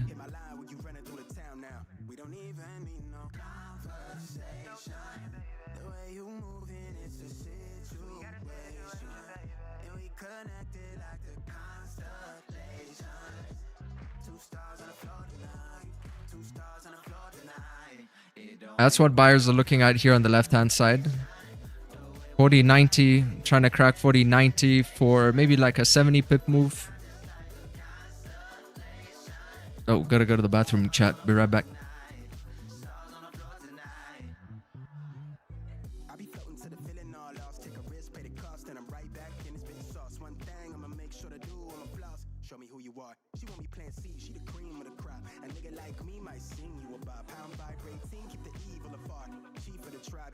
In my eye, when a doubt come in, then I bleed from the heart, bleed from the tree in my priest, so I calm down.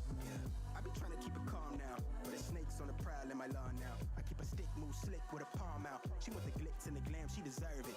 Every time you bring that ass back around, I make the sass sit down somewhere. I'm keeping it. Yeah. I know you know where to. There's just something we do. And tonight's like it's just you and I.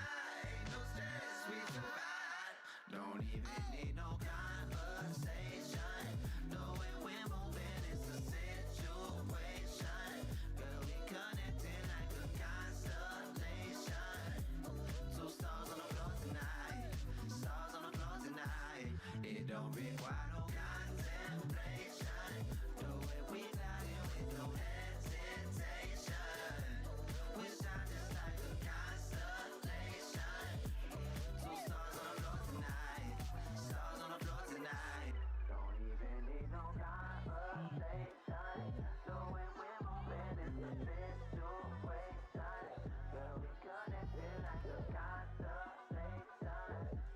Two stars on the floor tonight. Stars on the floor tonight.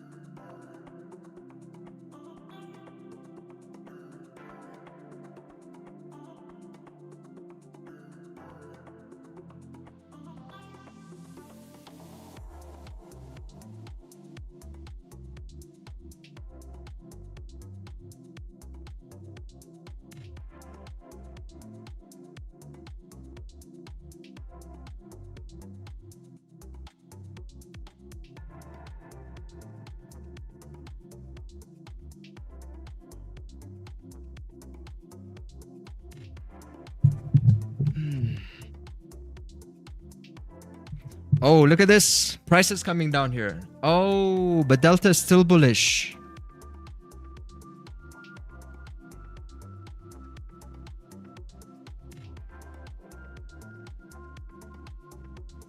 How is Delta still bullish? That should have been the absorption right here when price moved up.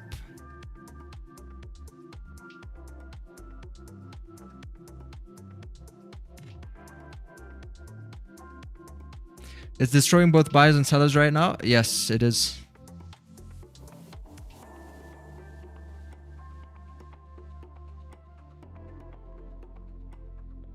No, that's gotta definitely move bearish.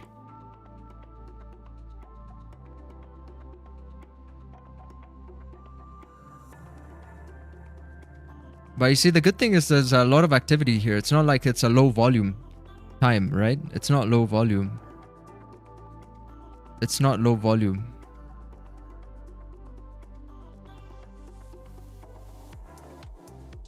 This is a high volume.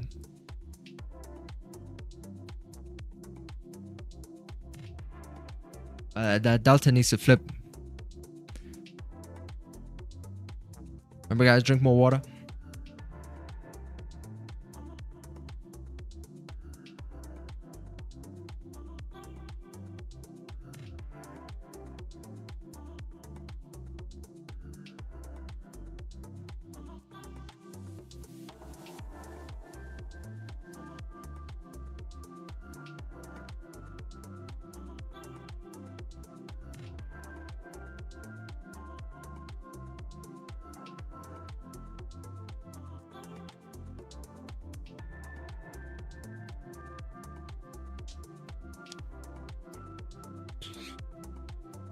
Delta needs to flip.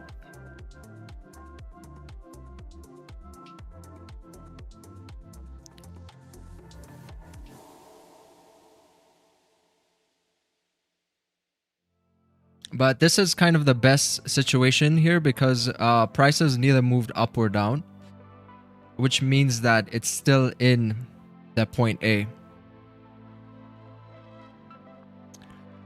Correct. So if you look at this, we have point A, which is right here, point A,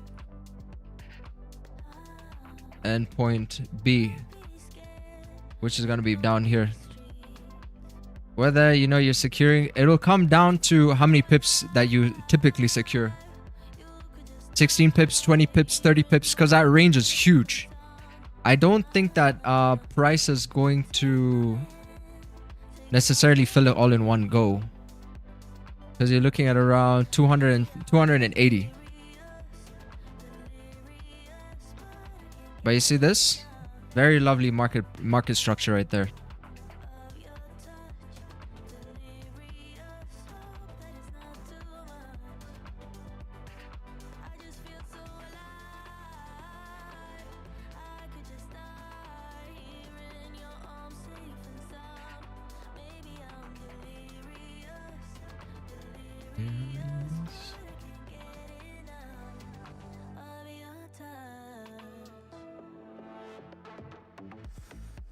What time is it right now? 9:20.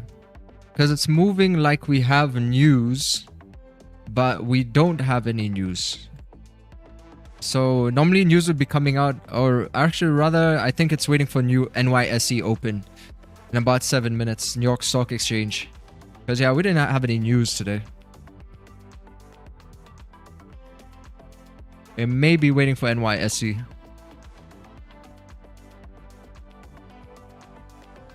Because markets love market opens.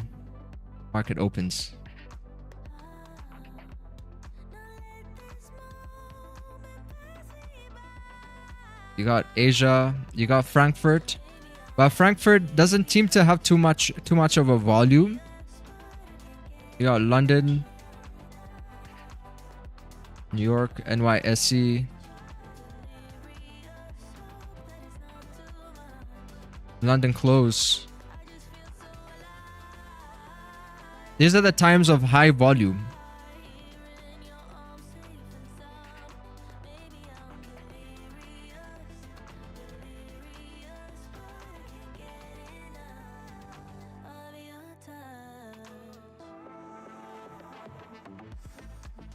So if we look at where we are now, we're in NY. We already had the NY push right over here. So that's leaving NYSE. That's the reason why we're accumulating like this, since we don't have any news.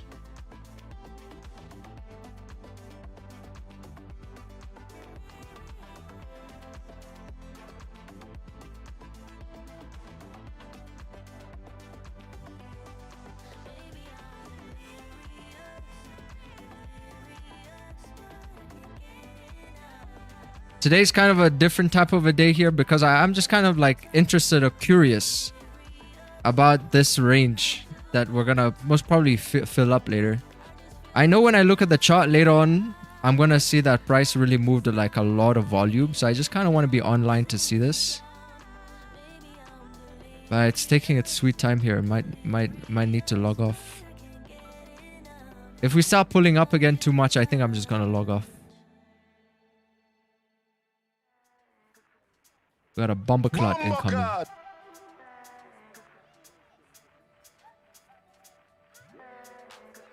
I want to be here for the fireworks, chat. Let's get these fireworks in.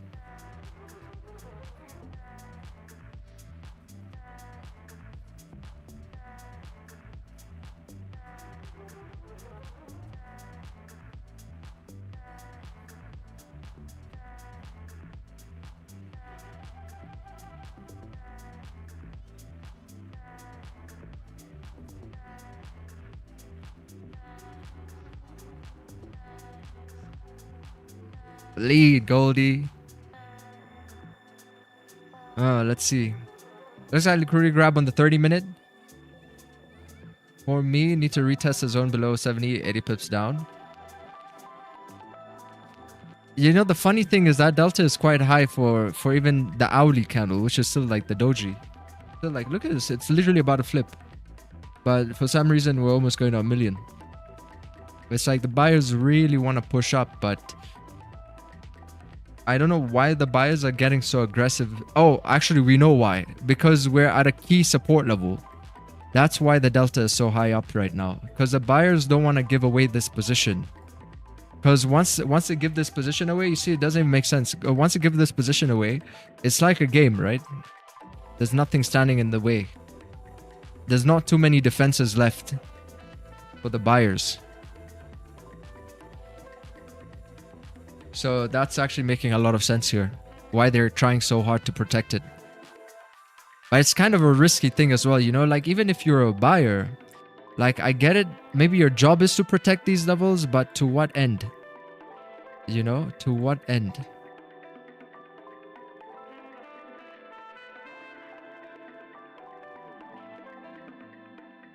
I think they'll manage, that's why I think they'll manage their trades, the buys. Right now they're being aggressive within the range, right here, but if price just to genuinely start to come down, NYSE style, because now it's a different time, I got a feeling the buyers are going to step out the way. It's not like they're going to hold a lot of drawdown. They're also going to understand when to step out the way. And then that's why I'm anticipating that when the candles start to push, it's going to push with a lot of volume. And remember, it's like a similar concept to the way that we caught this move right here. 1,900 bucks. Similar concept. Just happening now on a smaller scale. It's the last defender. Indeed. Once you get through that defender, it's just gonna be you and the goalkeeper. That's it. And remember, you gotta still miss. You can still miss a move. Even football, just you and the goalkeeper, you can still mess up. But once it pokes its head through this level over here, or at least once the delta comes into play, then I think it'll have a better chance.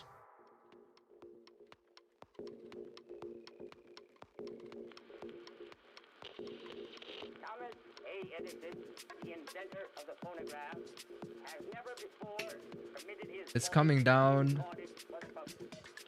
Auli's trying to flip here. We're about to get NYSE. You see how the volume is coming in, chat? I want you to pay close attention to this. Pay close attention to the order flow on the right here as NYSE is about to open. And look at the way that the candlesticks are also moving right now.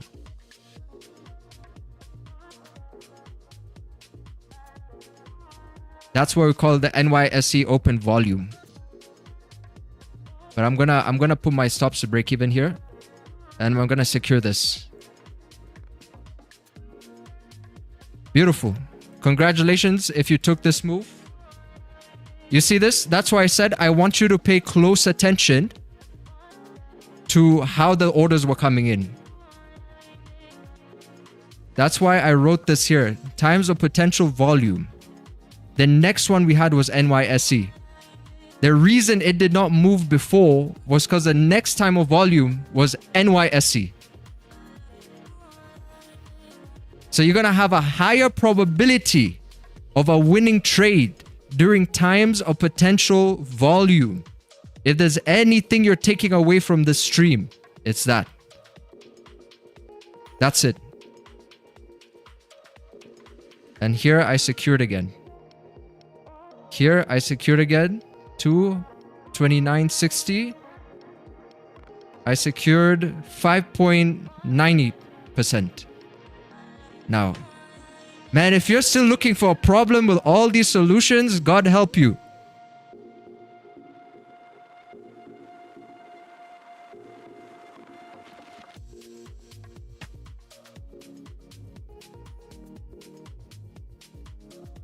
God help you.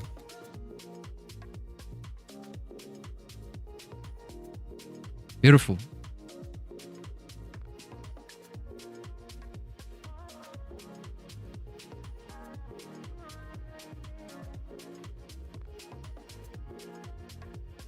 Now we can get our magic tool out here and then finally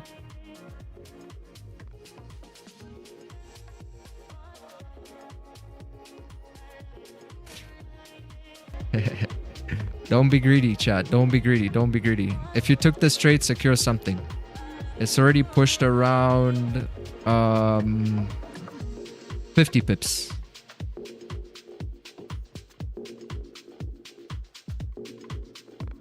It's cooked now? Yes. Now it's cooked. Now it's cooked. You can see the previous hourlies here. Negative 2.3, negative 4.3. This is going for the million, potentially. It's a sharp V-shaped reversal though. I mean, it did do just 50 pips right now, but if you notice on the right hand side, the candlestick didn't close without a bottom wick. Correct? It closed like this, but no bottom wick was formed, which means there's no range for this candlestick to move down. So we at least needed some kind of a bottom wick. Would have been good. But it was still a pretty big waterfall. And still more to come. You know, the thing about the market as well is it's not going to leave you, as we always say, it's not going to leave you in profit for too long. Like, even if it was deciding to move down 200, 300 pips, this also makes sense. That it comes back up, it retests that range area over here before moving back down, correct?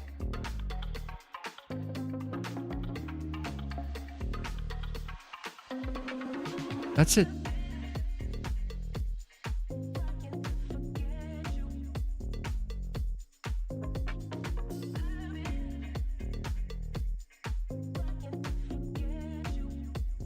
And now you gotta just sample size this. Get out that scrapbook, notebook, sample size all that I'm saying here. You know, this was just a TFX concept area. There are gonna be many of these areas. We've already covered 3 today. But you see, that's what I mean. Like, sometimes it's gonna come up. It's gonna try and balance that area out because there's a lot of selling activity here. Right, there's a lot of selling activity here, so it comes up, retests that area, and then comes back down. It's the same thing literally that happened this morning. You see in this morning's trade, tell you, like, sample size this data, chat. Like, the market is literally giving you the solution to all your problems. You just gotta be able to look at your trades and see, what could I have done differently, or what is something that tends to happen a lot of the time.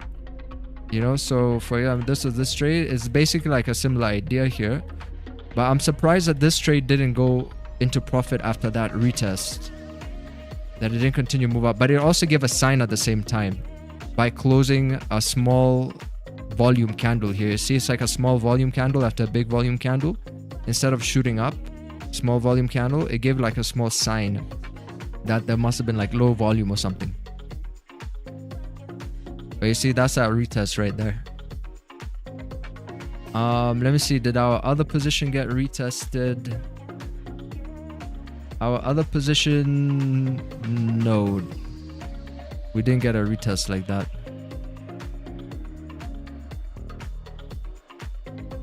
That's it. I'm pretty sure Tall Trader executed on there. Very good, very good. Smash that like button, chat. I will see you all tomorrow. I am done now. I'm done. I just wanted to see that one move because that was a very, very important area where we could have gotten a trade. I just wanted to see how that was going to play out. But I'm done. Adios. See you guys.